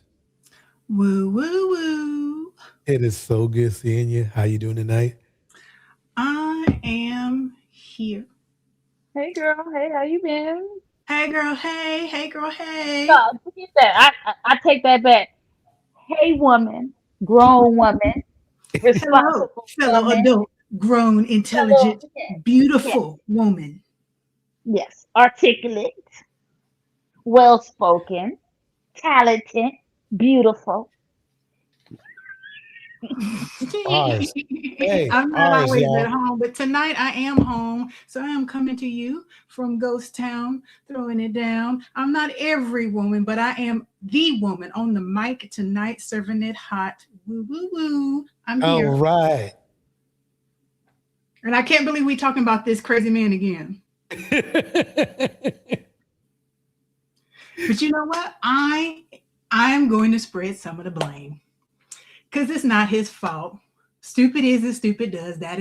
That's what we know, to be sure. But you ever notice how some podcasts keep inviting the same controversial personalities over and over? And when those people have been called out for hypocrisy, exaggeration, and questionable behavior, it makes you wonder why. And the answer is simple. Attention is the currency of the internet.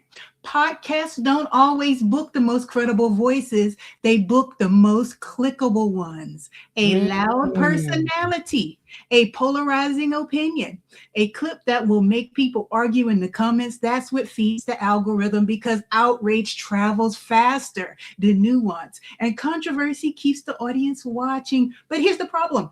The loudest voice in the room isn't always the wisest, and it definitely isn't the representative of the community it claims to speak for. Sometimes the person on the mic is just the person who figured out how to command attention and not the one who earned the authority. So when podcasts keep giving those voices a stage, it creates a strange illusion. That is, one personality speaks for millions of people who never asked to be represented that way. But we have to remember something important. Being viral is not the same as being valid. Being confident is not the same as being correct. And having a microphone does not automatically make someone a leader. So at the end of the day, podcasts are businesses. Controversy brings views bring money, and money often talks louder than credibility. But listeners still have power. We can decide who deserves our attention and who doesn't. We can support the voices that build instead of the ones that provoke. And we can remember that real wisdom rarely has to shout. Sometimes the smartest person in the room aren't the ones talking the loudest. Sometimes they're the ones asking better questions. Stop giving fools like this attention, and eventually they will disappear. Bars. That was deep. In that case, let me get them off the screen. Let me see what I got here. What do we have here?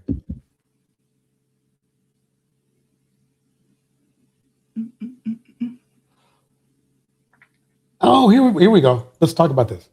Hi. Hi. Have you been here before? Never. Okay. What's your name, honey? Jewel. Are you in a good mood? Yeah. I'm gonna say you seem like you got an attitude at the door. No. Why would I have an attitude? I don't know. So why would you say it? Okay. Who would call in with an attitude? You'll be surprised. Y'all think she's got attitude? Nope. But why would Kendra G say it okay, let me gather my thoughts. Why would Kendra G ask if she had attitude when the lady responds, why do you think that? I don't know. See, I hate this little passive aggressive bullshit that these black women do to other black women. Where are the gatekeepers of black women? Where you at? Where are you? No, it's more or less like people pull the attitude out of you, but I don't think anybody should call in with an attitude. No. Okay. Jewel, where you calling us from, honey? Ohio. Ohio. And how old are you? 38. 38. And what you do for a living? Stay at home mom. Okay. How do you pay your bills? God. How does God send you the money to pay your bills? It just happens when you're blessed. You know you blessed, and you just get money from all different kind of streams of income. You know. Do you get? Has she ever asked a black man how he make his money or pay his bills? Yeah, she does, but she really in the way she acts this woman to the stereotype right now, because she started out on the wrong foot with this lady having an attitude. Just because you're not performing pleasantries for a show that you don't benefit from, really, that doesn't mean you have an attitude. I'm saying, right. I'm asking, has she ever asked a question in that type of form to men? Kind of. She'll ask them what they do for work or what they do for a living, but she really getting in this woman business. If it's God, then let God give this woman whatever. She asks this woman, how does she pay her bills? Has she ever asked a male that? No, she'll ask them what they do for a living, but this woman says she's a stay-at-home mom. I digress. Yeah, I think this is going to be interesting to me. I think this is let's see how this turns out. Here we go. Support? I do. Oh, okay. So is that how you get to stay home? It's one of the ways, yeah. Okay. How old's your baby? I have 5 of them. How old are your kids? My youngest is 3. He just turned 3. Then I have a 4-year-old. Then I have a 9-year-old. Then I have a 15-year-old and a 19-year-old. How old are you? 38. And what's your zodiac sign? I don't believe in zodiac signs. Okay. How many children's dads do you have? One. Why are you not with this man? Y'all got 5 kids together. Why Because isn't this somebody's man not with the Let me pause woman that. Let that's me the pause mother that of for a his minute. children? It Go takes two ahead. to tango. He talking like she's the beginning and end of why she not with this man. Yeah. This man got 5 kids by this woman. Who knows how many he has with other women? Why isn't he with her and she got 5 of his kids? Why it's got to be on her? Right. Not only that, but there's a 50-50 chance that there's a good reason, if you know what I mean. So Mm-hmm.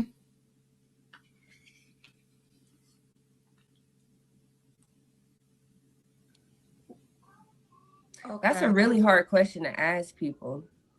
I apologize. I think here's the deal. I'm very he sorry was right. That's a good point. that happened to you. From my point of view, it's a very normal question to ask when you have a person that has that many kids and then they're looking for love. So it's very normal for me to ask that question, but I'm sorry that is the answer for you. Yeah. So I do apologize. That's but no problem. it's a, this is a dating show, and I stand by that question because obviously we're looking for a next person, and it's logic because like you have 5 kids by one person, you would think that, oh, why are you guys not together? But I am sorry, and I mean, while your child's 3, I'm sorry that you had to go through that. Yeah, and he actually got shot on his son's birthday. So, and then my other son, they actually share birthdays. Their birthdays are like 3 days apart. So, yeah, that's a very tender question. And like sometimes when I something, Kendrick should have been a little bit more careful. Whether the guy passed or not, it shouldn't. Kendra knows better. She's old enough to know that there are a lot of people that don't treat people well. Let me just put it that way. I'm trying to be diplomatic about it. I don't know if you guys can help me out with this. Tiffany's in the house. She's not being a unbiased journalist right now. So even though it's a dating show, she's asking questions. She's in a position of asking questions. And her tone and the way she's asking this woman or insinuating has bias because she assumed that this was a hood rat hoochie mama from around the way. But I want to get off of Kendra because we already know who Kendra is, right? I like the fact that she has a logical thought process, but because of the culture, she was attracted to call into this show. Right. Yeah, this is Like her thought process is on point. And her responses are very, very articulate and very, very impactful. It's throwing Kendra off because how intelligent she is, right? right. The emotional intelligence she is. The fact that she thinks this way, why are you calling into this? I mean, I was about to say something crazy. Yeah, I wouldn't call it the Kendra show for nothing because it's her. It's not just the crowd she attracts. It's her. Being old enough to know better isn't the same as being better. And age brings opportunity for wisdom, but character still requires choice. And all those questions into her past is showing her character. Sometimes the past doesn't necessarily have an impact on the future. I mean, the past sets you to who you are. So we need to know who this woman is now and what she is looking for. I mean, her background could have, abuse, et cetera, et cetera. Man passed away. okay, she is here in the present. Let's find out, what are you doing to better yourself right now? Are you ready to date? Why do you think you're ready to date? And what kind of person are you looking for? What is your personality like? We need to know who this young lady is now if she's looking for a future. We don't need to go digging in the past to have some joker come up here and try to hold it against her and make her look like a hood rat. Bars for both of you. Let's see where Kendra goes with this. Have you ever heard of rage baiting? Like you'll just say mean stuff to get people to say something. Have you ever heard of that? Bars. Rage baiting, like you just you pick at somebody real tender, like, and then but my point is, when you ask somebody a hard question, you definitely want to be able to back that up, because like, yeah, that's tender. Well, let me jump in. I'm going to defend myself in that case. Now, like I said, I apologize because of what you went through, but it's a very logical question as hosting a dating show.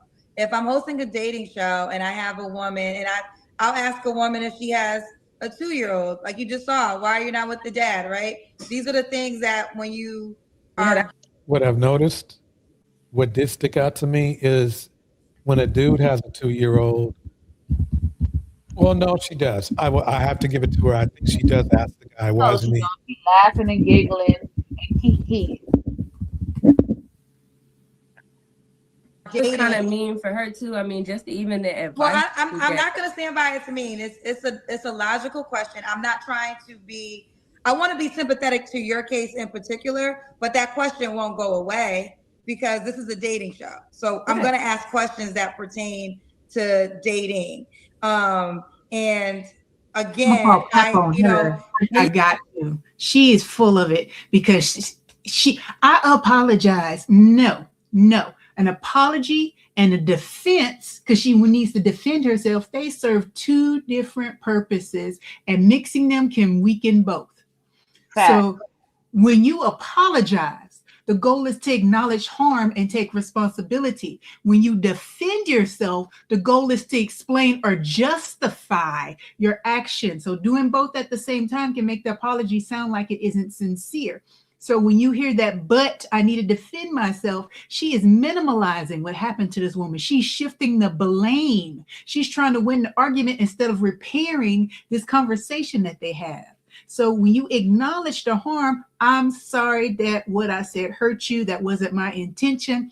Later, if necessary, you clarify your perspective. I also like to explain what I meant because I think there was a misunderstanding. And that keeps the apologize focused on what the other person is trying to communicate, not protect your image, because this is your show and this is how you earn your little side cash. She do it with men though. Mm-hmm. You hear her being apologetic with men. You hear her standing down, right? Why is she holding her ground with this black woman that's young and went through a traumatic experience of her man being killed by black culture?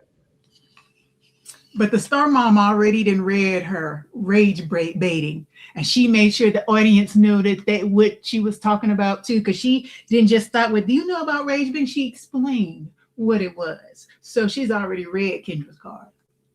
And she not rude, because any other woman would have gave her, and Kendra would have dropped her. She's not rude. But Torch, I just came up here to say that, I work a lot. They got me slaving tomorrow, Torch. So you need to get some rest. I got to go. It was good to hear from you girls. Yeah. If you go live Sunday night, it seems like you go live on Sunday on nights now. Keep that trend going. I could probably see you again Sunday night if you go live. All right. Sounds good. All right, Ghost. Keep up the good work. Love to hear you always. Torch, keep up the good work. Ladies in the chat, know your situation awareness. Fuck these niggas. Don't move them in your house. And I'm gone.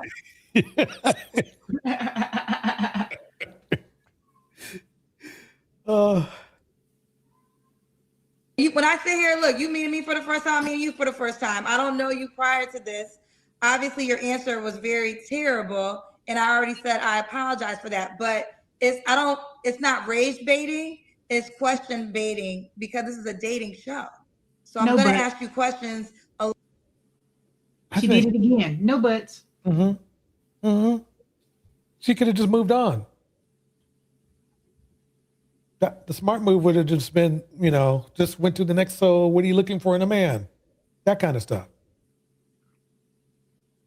She doesn't have to win every war. You don't have to start every war. Hell. True. Exactly. Along the lines of dating. And I will say this, are you familiar with my show? Yeah. Okay, so with you being familiar with my show, then you call me knowing me. I don't know you, but you call me knowing me. So you volunteer to be on the show knowing who I am. So that's not rage baiting when you already know who you calling up. You just don't call if you feel that way. You're right. I care for you. We the same. We one and the same. You a black woman. I'm a black woman. I don't go for tearing black women down. I support you. I've been watching you since you broke up in COVID, and that whole story that you tell. I know it all. So yeah, I just don't tear other black people down. Like I don't think it's tearing you down though by asking you a question. Knowledge. She didn't say Kendra was tearing her down. She said, I just don't. Right. It was an implication, hit dogs holler. That's what Kendra is doing. Bars. The thing is this. I don't know why Kendra's doing this. She could have just moved on.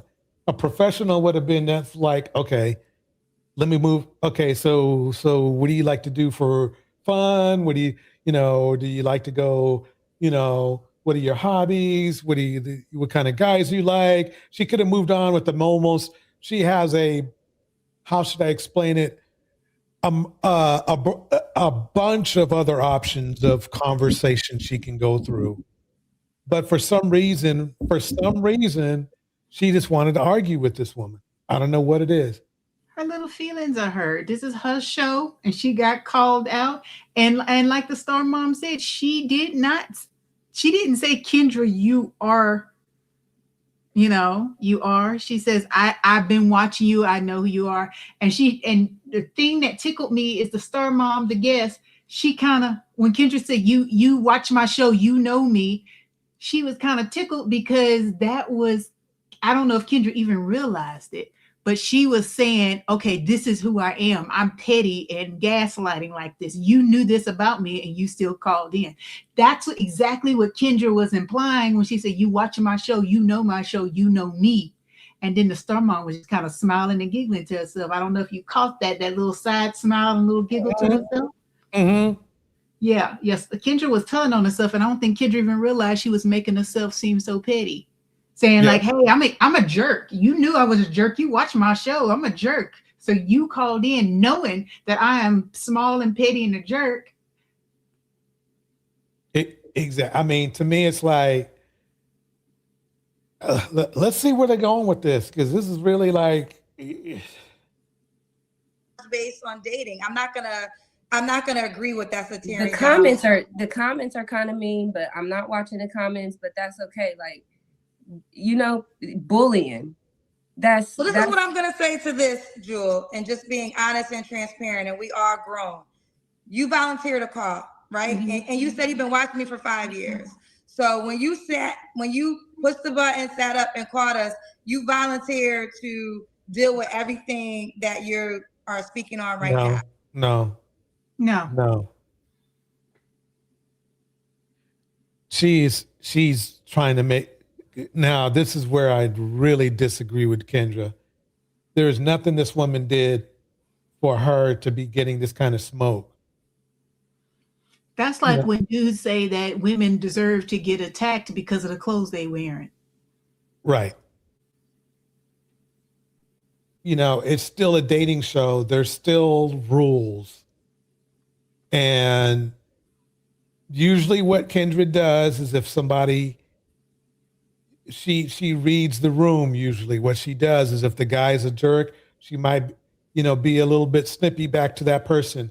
This woman wasn't doing that. This woman was just was placing boundaries, if you know what I mean. She was like, that's a fucked up question. Next question, please. That's what I got, which it was. Even when you're dating, though, and you put up boundaries, some people can't respect those boundaries. But she's keeping her calm and she's keeping her cool and still trying to go about the process. I think as a woman, other women, oh God, I haven't even told you any dating stories. I've been away so long. But as a woman, we need to be clear in our boundaries and not put up with the BS.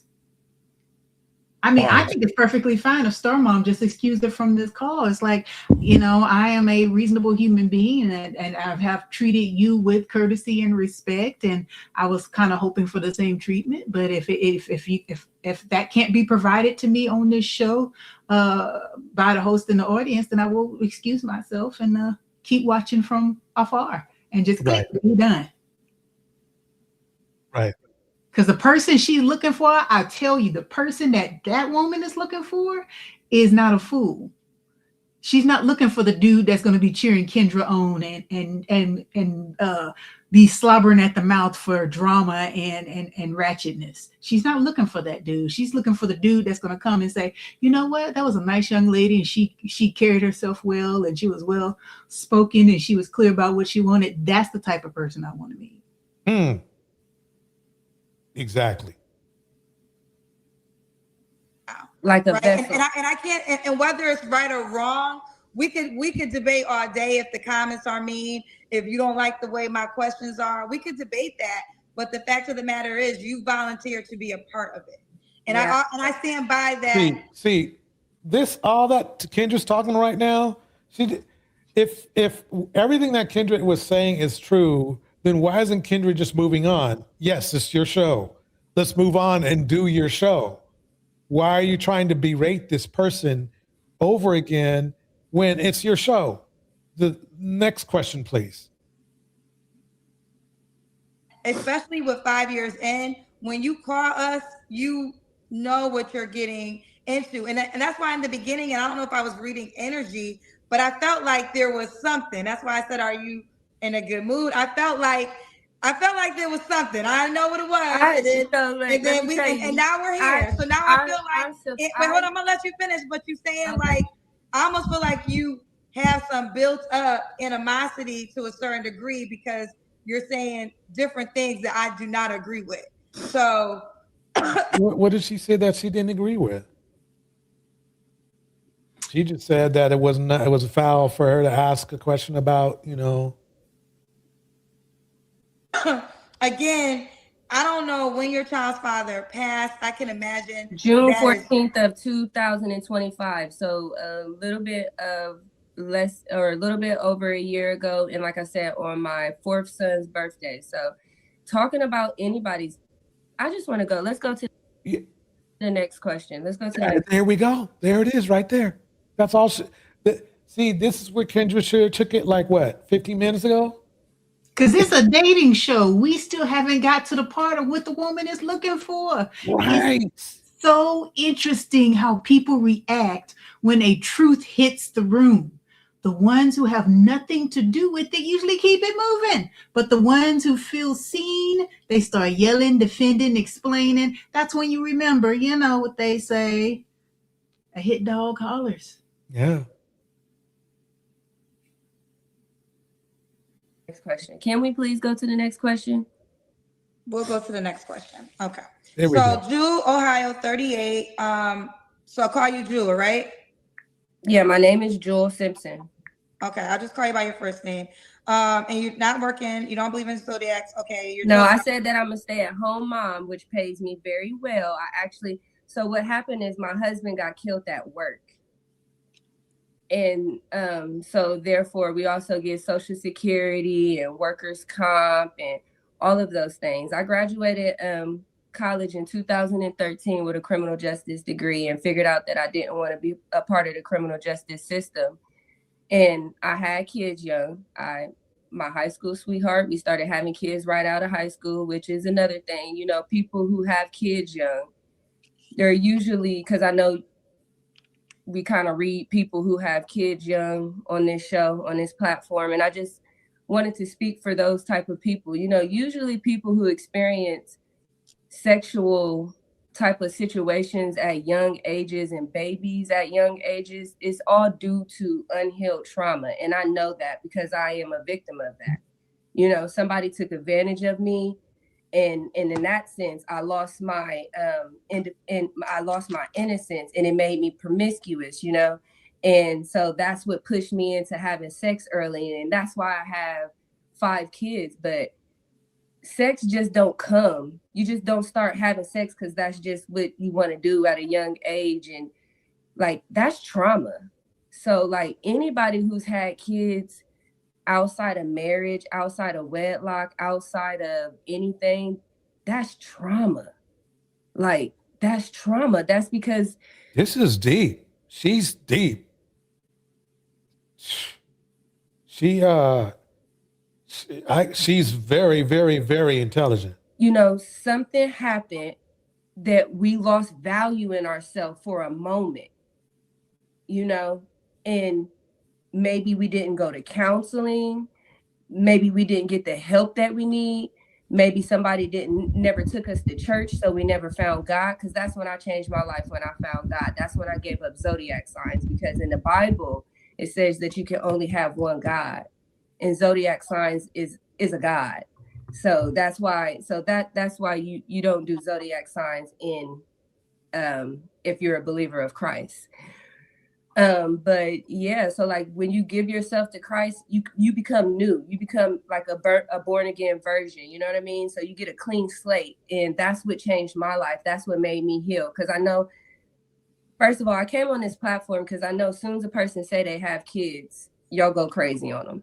Y'all think they don't need to, they don't deserve to date. All they should do is focus on their kids and all this and that. But yeah, they probably really should focus on raising their kids, but they want to be loved too, you know?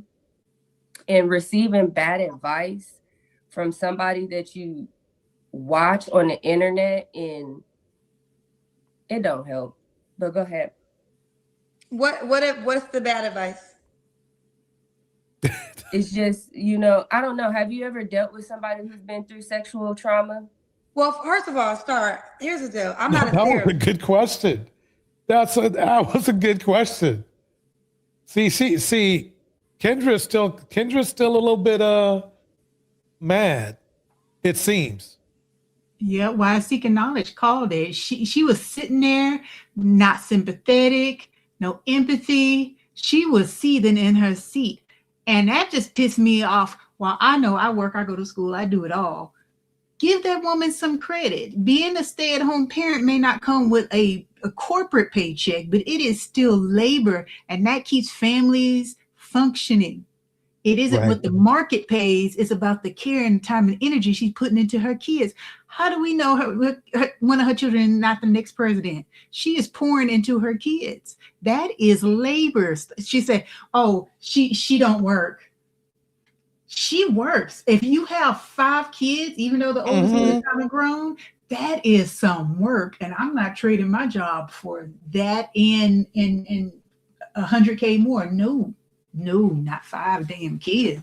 And you brought up a very good point, because I'll tell you, if somebody says you want to do 8 hours a day or take care of 2 kids, I'm out the door. I'm going to take the 8-hour job. You see? So yes, I completely agree. Plus, she fully explained what happened. Is her husband got passed away in a job, at the job. There's probably a pretty good check coming in. She doesn't need to be working. That's why they have that kind of situation. Anton Daniels, he got rich off of a situation like that. That's where his money came from. He didn't make no money on his own. Anton, his father passed away from a workplace accident. And that's how he became rich. Kendra was probably so quiet because she was mentally willing this woman's kids to burst into the room and start screaming in the background. She was trying to use all her mental powers to get some rapid stuff to happen. She was just sitting there, please let a little baby's kid run through. Please let a baby's kids run through with a knife or some scissors or something. Please, my audience needs that. Right. Tripping. Therapist, honey. So let's start Oh, there. you're not? I'm not. No, you know I'm not a therapist, and I want to be sympathetic because, in all honesty, I do believe that you're dealing with something I'm not equipped to help you with. I feel like you should go to a doctor, a therapist who can really help you in that manner. I'm a journalist that hosts a dating show. That's what I do, right? I don't agree with some things you said, but it's not the biggest deal in the world. What do you disagree with? What do you disagree with? Thank you. I don't remember her disagreeing with her with anything. She just didn't like the response that the young lady was giving her. Listen, this is not what she looking for. What is this woman coming on a dating show? Who is she trying to date? We haven't got there. Kendra, do your damn job and answer. And so what are you looking for today? Right. I mean, she's there for the thing that Kendra needs to remember is, yes, it's a dating show. So let's get to the dating questions. Let's get there. A dialogue show. This is a dating show where I help people find love. So I'm not here to. Did you say this is not dialogue? I'm not here to have a dialogue with you. I'm here to help you find love if that's what you want to do. Well, if that was the case, then why did she argue with her earlier? Should have been like, okay, next question. Dialogue is conversating back and forth. forth. I'm not here to conversate with you. I'm here to help you find love. Is that what you want to do? Yes, I Is that what you want to do? Actually, No, that's not what you're not going to be able to do. This is the thing. I want it to be sympathetic because that's something. No, I'm sorry, Kendra. You were wrong. You were not on point. You should. You have a script. You have, when you do a dating show, just like really any other show, you have a script. You go by the script. And that script is a conversation. We still haven't got to what are you looking for? Right. Exactly. I don't know what was going on with Kendra, but she's wrong for this because basically the young lady tried to guide her back into the dating thing a couple times, and she kept wanting to poke the bear per se. So that just kind of bothered me. It's like, why? I mean, she puts up more with dudes for sure. In fact, the dude with the glasses that we had on earlier, he was a complete jerk, but she stayed there on there, stayed steady with him, and let him talk his smack and stuff. But for some reason, I don't know what it is, but yeah, this was crazy. Shoot.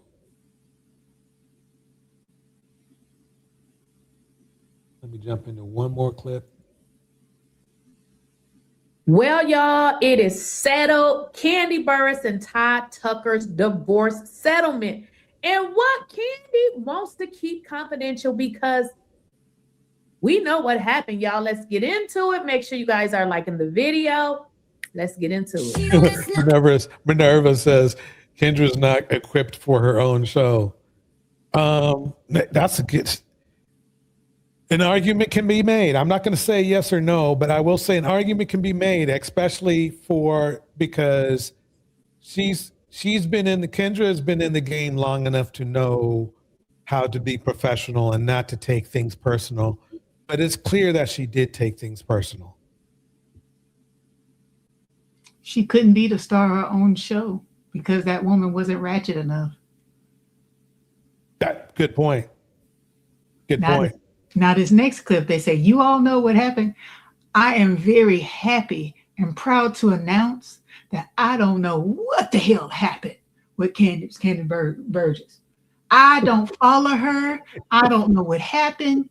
I didn't know she was married. I didn't know they was divorced. And I feel peace in my soul that is the case.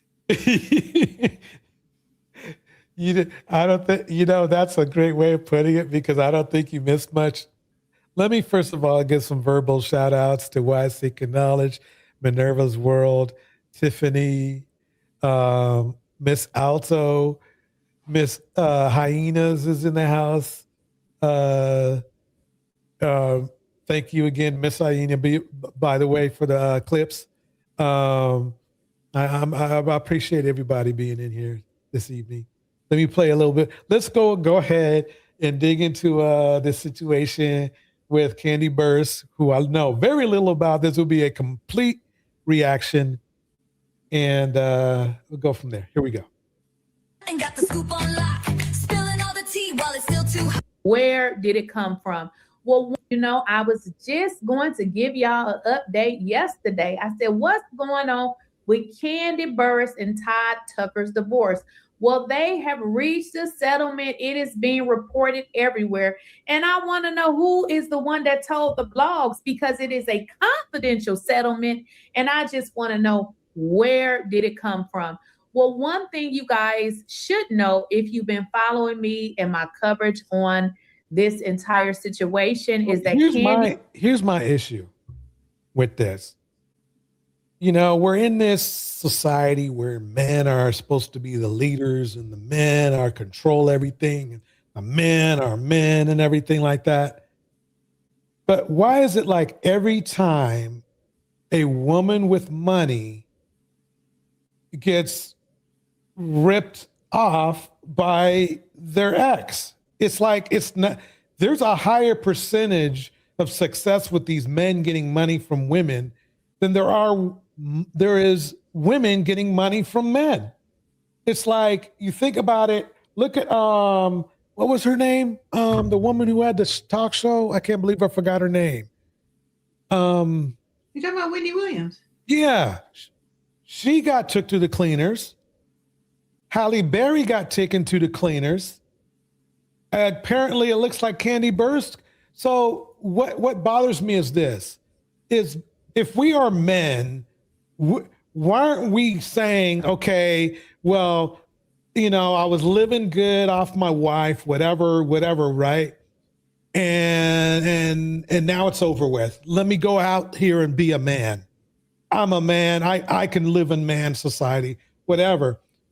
And that's the problem I have, is like, it'll be the same dude be on here saying, oh yeah, the woman needs to be more submissive and shit. But at the same time, they're supporting a dude like this. I have a real problem with that, because I understand there's a certain level of equality, and yes, it's the 2026 but then don't come at me, bro. This dude can't come at me saying I'm a man. Don't come at me with that stuff when you scraping out money from your ex-wife.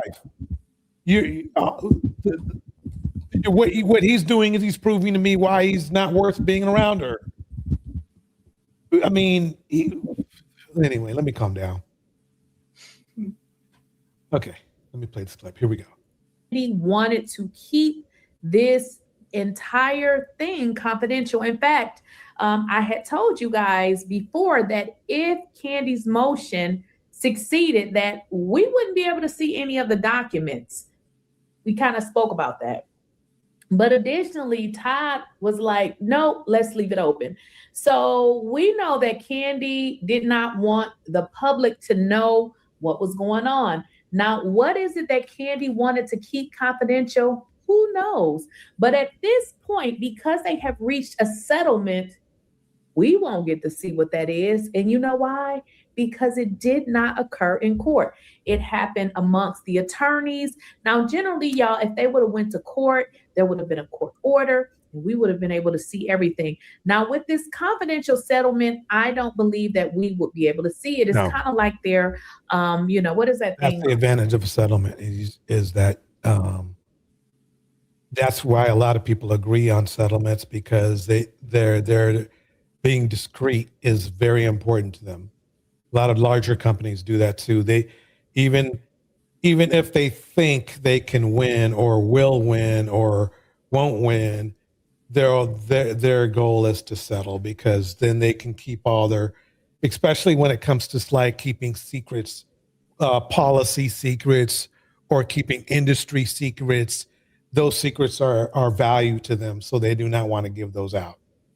And that's basically why people settle. Settling gets things done quietly. But anyway, what are your thoughts? What are your thoughts so far? What do you think about a woman taking care of a man and then divorcing, and then a woman still taking care of a man? I don't know their marriage. I don't know him. I don't know what he does. But if she was successful when she married him, I gotta fault her for not having a prenup. Yeah. I mean, Yep. if he really loved her, she could have asked for the prenup and he would have been okay with it, because, he a man. Yeah. And my point is, if he really loved her right now, or at least cared about her as a person, he wouldn't put her through this. He would just go, look, I got 2 good hands. I got 2 good feet. She probably was going to at least leave him with at least a place to live and whatever. But I think he just wanted the world. She had been his meal ticket all this time, and he didn't want to give it up. That's what I think, anyway. I hope he got a job. Yeah, that's a good question. That's a good question. Let me ask that. What is Kandi Burruss's?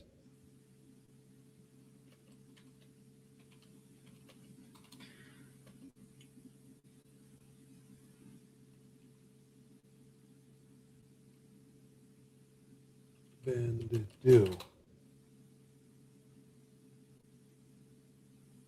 Well, Todd is apparently a television and film producer and director and entrepreneur. So it sounds like he should be balling and shouldn't really even care about Candy's little bit of money. If he got all that going, he need to be producing his own income. Yeah. I mean, if he's about something, then you would think that he doesn't need her money. So that's the concern and problem I have, is that don't say you're all that you're a producer and director and entrepreneur, but you ain't got shit and you're asking money from your wife. I can understand, like, maybe well, let's see what it says, including, yeah, it says here he produced Real Housewives of Atlanta and various movies, but if he should have more money than she does. So, see, that's the problem. That's a big problem for me. That's a big problem for me, because it's like, dude, you're supposed to be representing Black men in a strong way. And, being a gold digger to a woman while claiming to be a producer and all this director and all this other stuff, I got a problem with that. I got a real problem with that. That's like, you have your money and she has hers. What's wrong with that? What do you need of her money that your money won't get? Or did you lie? Tiffany says, come on, y'all. He ain't no Ryan Coogler. Bars, Tiffany. Yeah. Act Natural, you're right. She funded that. By the way, Act Natural has some great content. Y'all got to check it out. She really does. She probably know more about this dude right here than me. She has a knack for this, for that way. But yeah, so I don't know, Ghost, if you understand what I mean, but it's just, I feel like this is one of the problems that we have in our community where men really truly don't want to do the man work, don't want to do the man work. I don't know how to explain it. You know, it's like, okay, you guys are getting a divorce. Oh, no problem. No problem, dear. I understand, things didn't work out between us, whatever, whatnot, right? I'll take my money, you take yours. You good? Yeah, I'm good. They go that. No. Apparently he ran. Let's see what happened. Called their prenuptial agreement. We don't get to see that either. But let's get messy and let's get into it. Okay, we're not gonna sit up here and act like we know that Todd didn't win. Okay, Todd most definitely won. And let me just tell you, when I say he won, what I mean when I say he won. We know that Candy has more money. We also know that Candy knew she had more money when she married him. So all of the stuff that she was saying about Todd wasn't paying this or that shit is irrelevant, because this is the man that you married. This is the man that you chose to be with. What we learned in Candy's motion, a lot of her motions seem like Tiffany, Candy is worth $30 million. Todd is worth $400,000. Standard, unequally yoked black love. And that's a good point. And that's kind of like the point. He still has $400,000. He still has, that's a lot of money. But he can't live off of that, because while he's not Ryan Coogler, he's probably a lion Coogler. And so he don't have the talent to take him to places he want to go. So he needs some money.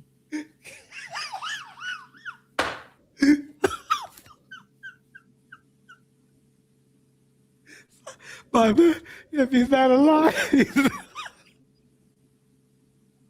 he may not be a Ryan Coogler, but he's alive. Breathe, Jay, breathe.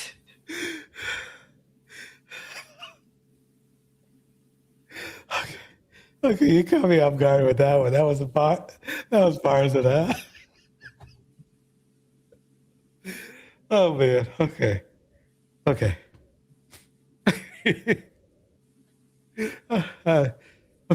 Like a bunch of damage control, but they wasn't really going nowhere. What Todd was asking for was custody of the kids, and Candy was like, absolutely not.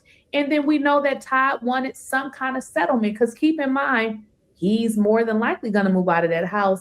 I never thought that Todd wanted that house, but what I feel like Todd wanted was the means to, be able to maybe get him a house. Keep in mind, guys, I know some of y'all look at it like, he a man. Why is he, living off of a woman, yada, yada. That woman knew who he was when she married him, okay? He was the same person that she married him, that she married. So in a situation where the man makes more money, men have to pay alimony, child support, all types of things. So it has to be fair, So I don't know what the settlement exactly is, but what I do know is that Todd got 99.9% of the things that he wanted. Now, one of the things he did ask for was custody. Now, I don't believe that Candy gave custody up. I don't believe that, but I believe that they have some kind of shared arrangement, because I do not believe that Todd would have walked away and just gave Candy sole custody without going to court. So with that, let's look at what were the potentials there. So I feel like in terms of the children, they have worked it out where they are going to basically both have, custody of the kids, split it down however, they do it. Because if you really think about the implications. I don't know if he really wanted the kids. I think he was just using the kids for leverage. He wanted child support. That's what he wanted. Right. Shout out to I Said What I Said in the house. I'm thinking the same thing, because he didn't really seem like just a little bit I saw of him. He didn't seem like the fatherly type. And the thing is that if he really cared about the kids, he wouldn't have put them through this kind of weird divorce thing. He would have been like, hey, look, I got 400K. I can probably get myself a little something. Maybe she hooks him up with a house. Maybe that's good enough. Then he can keep his 400K. And if he he's back. Oh, my bad. I forgot about that. He's a lying Kugler.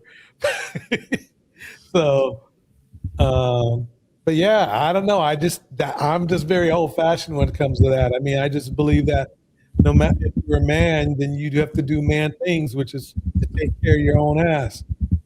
You don't ask money from no matter how much money a woman may have, you don't demand them to give you anything if you're a true man, in my opinion. You make things work. I'm sure she would have been agreeable on like, hey, well, let's get you a little, a spot for you to stay. She put a house. I'm not sure they're in Atlanta, so their houses aren't expensive. $400,000. She'll probably say, hey, I'll tell you what, you go ahead and take that small estate over around the corner, or whatever like that, and call it a day. But I bet he was going for the big money. And that I have a problem with, because now he's not representing manhood the way he should.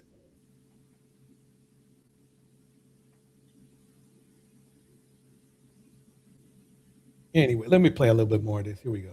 Implications of going to court and waiting for a judge to decide. I said it the whole time that I felt like the judge would have said, okay, Todd, take these children, okay? Because Todd was taking care of them. And we don't really know what we do, because we know that a lot of times Candy is in other states. And granted, if the kids go visit her, that ain't the same, because the kids have to go to school. So I heard she was taking care of the kids a lot. I mean, she was like literally like flying from one spot and then flying back.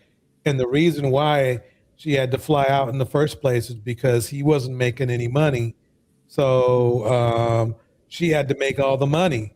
So really, quite honestly, what happened was that she would probably have loved to have been able to stay in Atlanta and with the kids, but somebody in the family had to make money, and that's what happened. So he literally leveraged her in a way to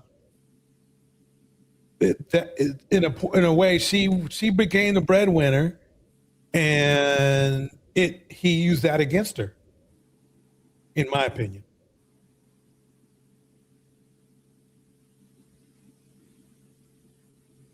It can't visit you all the time unless it's on the weekends. And even then, kids have activities and things like that. So when there's a parent so that's the thing I think a lot of people are missing, is that somebody had to earn money, stay in that big whole house. You would think he would be like, I think what her plan was that, okay, this man's intelligent. He's got producer skills.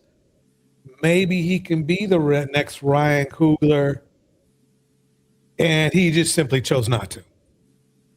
He just didn't want to. He didn't have that drive, the fire, whatever it is, the skills. And then he was able to, in a way, I guess, use that against her, because it's like she had to go out and earn the money then. All right, one more clip and then we'll call it a night. Here we go. White people are very intentional about domination and control. And the one mistake that we make as African people is we don't understand the difference between racism and bigotry. A bigot hates you because you black. A bigot think you inferior. A bigot is emotionally tied to the worst stereotypes about black people. You feel me? Bigotry is personal and it's emotional. I hate black people. Racism is not personal. Racism is not emotional. Racism is business. Racism says I have no problem with you being black. I have no problem with you dating my sister. I have no problem with you living in my neighborhood. But I want to make sure white people control all the resources in Wilmington. I want white people to control all the opportunities in Wilmington. I want white people to control all the privileges in Wilmington. Racism is systematic, but not. In other words, I'm gonna still go to your party. I'm gonna still hang out with you. I'm gonna still smoke weed with you. I'm gonna still clap your sister's cheeks. But guess what? When it comes to power in this city, when it comes to resources in this city, when it comes to opportunities in this city, I want white people in charge all the time. Don't come. What do you think? You had to put him back on my screen. Because you know I got a problem with this man. So let's touch on something that's uncomfortable for a minute. Okay. Sometimes people can ask, can a black person be racist or bigoted against their own people? And the honest answer is yes. Any person can hold a prejudiced view, even about the community they come from. Absolutely. So sometimes that happens because people absorb the same stereotypes and narratives that society repeats over and over. And when you grow up hearing certain messages about who is respectable, who is successful, who is better or worse, those ideals can sink in deeper than we realize. So, and if you're not careful, you can start repeating those same narratives about your own people. But here's the thing, criticism within a community isn't always the problem. Every community has the right to reflect, grow, and challenge itself. But the real issue is how that criticism shows up. And it's coming from a place, is it coming from a place of care and accountability? That's got to be his favorite word. Or is it echoing the same stereotypes that were used to divide and diminish the community in the first place? Right. Because when someone constantly speaks about their own people with contempt and blanket statements and with no sense of empathy or responsibility, that's not leadership, and it's definitely not constructive criticism. That's repeating a script someone else wrote. So healthy communities make space for honesty and improvement, but they also protect their dignity. Growth doesn't require tearing down the people you come from. Real progress asks us to be thoughtful about the stories we repeat and whether they build something stronger or simply reinforce the same old divisions. And at the end of the day, every one of us has to decide what we're adding to the conversation. Are we helping our communities understand themselves better, or are we just amplifying the narratives that keep us stuck, Omar? Bars.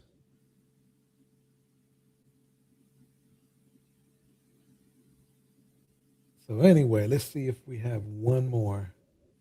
Since everybody loves Omar so much, I'm gonna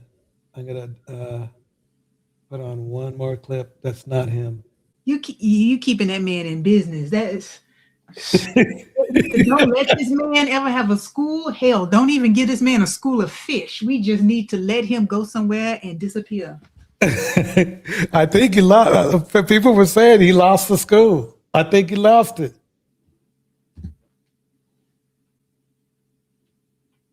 My voice was shaky. I was starting to get cold enough. I thought that I had things under control. I was getting paid where I've been, why I stepped away. There's just a lot. It's so hard to say goodbye to yesterday.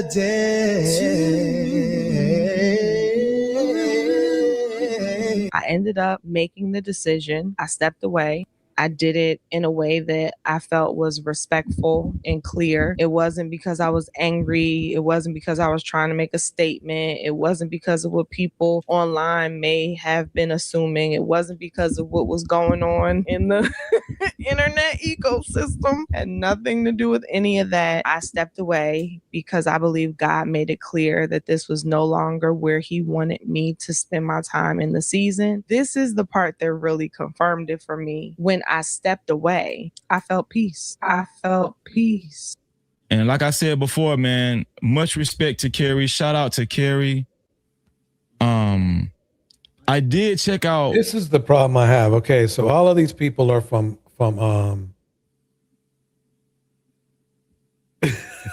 yeah.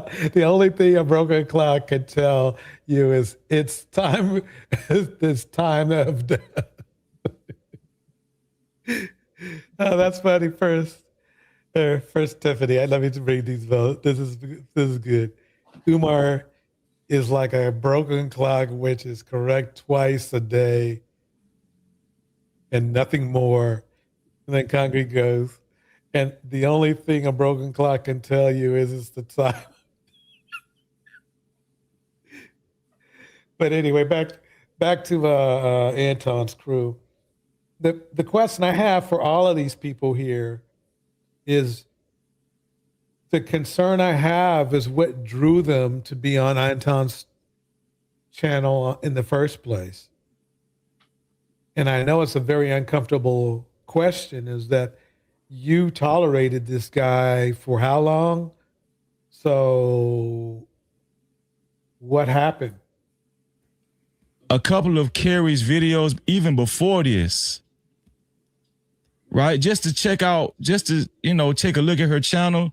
Carrie's channel is pretty much centered around God and spirituality and her belief and principles and stuff. Right. And so what was she doing around Anton Daniels? That's the concern I have. Like that. And not only her, Freezy, the guy to the left, he hung out with dude too.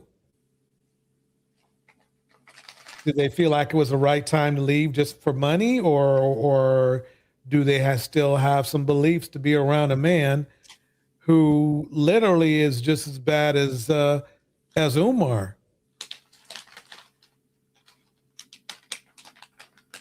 Here we go. I'm sorry. I think she has a very. I'm sorry. Go ahead. I don't have nothing. I got a bag of Cheez-Its and I'm just over here munching. I Very pleasant channel. I think it's a great channel for anyone to watch, but especially for women. Yeah, her channel's definitely going to do well. A lot of women will speak, honestly. But am I missing something? It is odd timing though. Achiness, pain, just certain things that I wasn't used to dealing with chronically. It was probably a lot of stress. I thought it was her video. Why is there so many other dudes talking in it? I want to hear what she has to say, not what these guys have to say about her.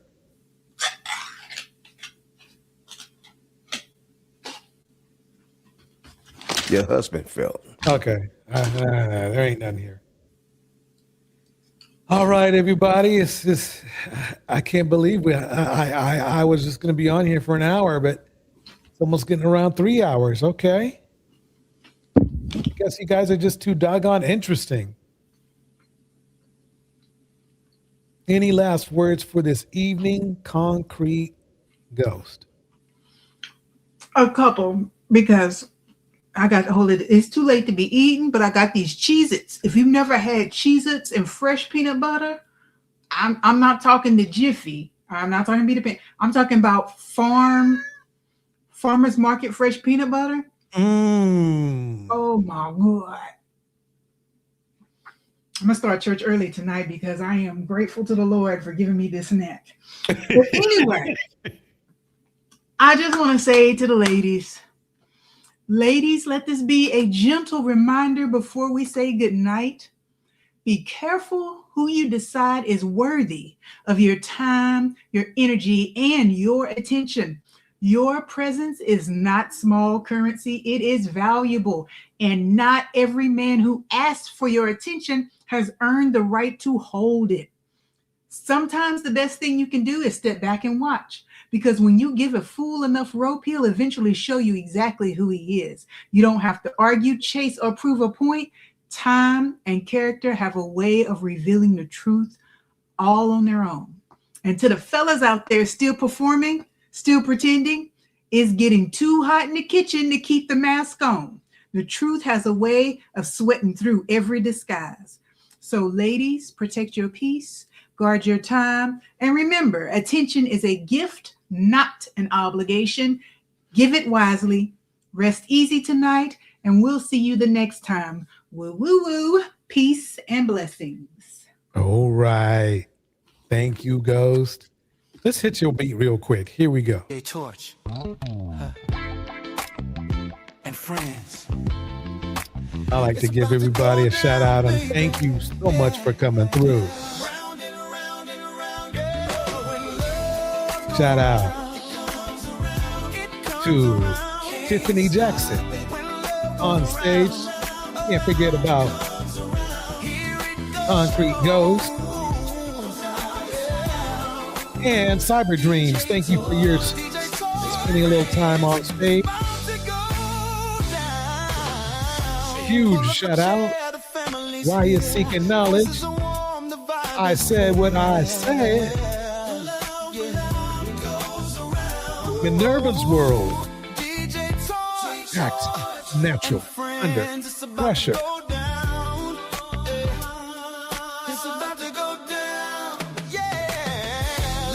Shout out to Miss RV. Putting those clips out real smooth.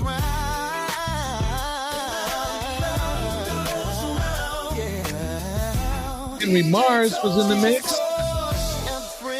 Miss Alto in the mix. It's in you, Miss Alto.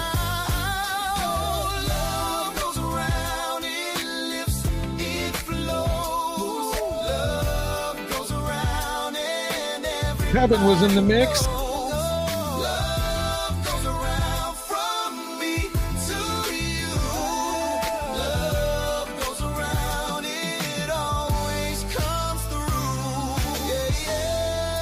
Yeah. Virgo Girl in the mix. King of Sigmas was in the house. Boy Chai was in the house.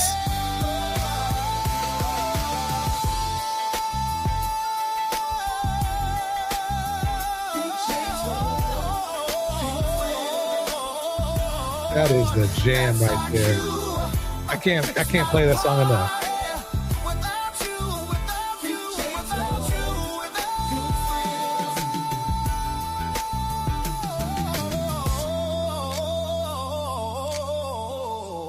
Ladies and gentlemen, you have a good night.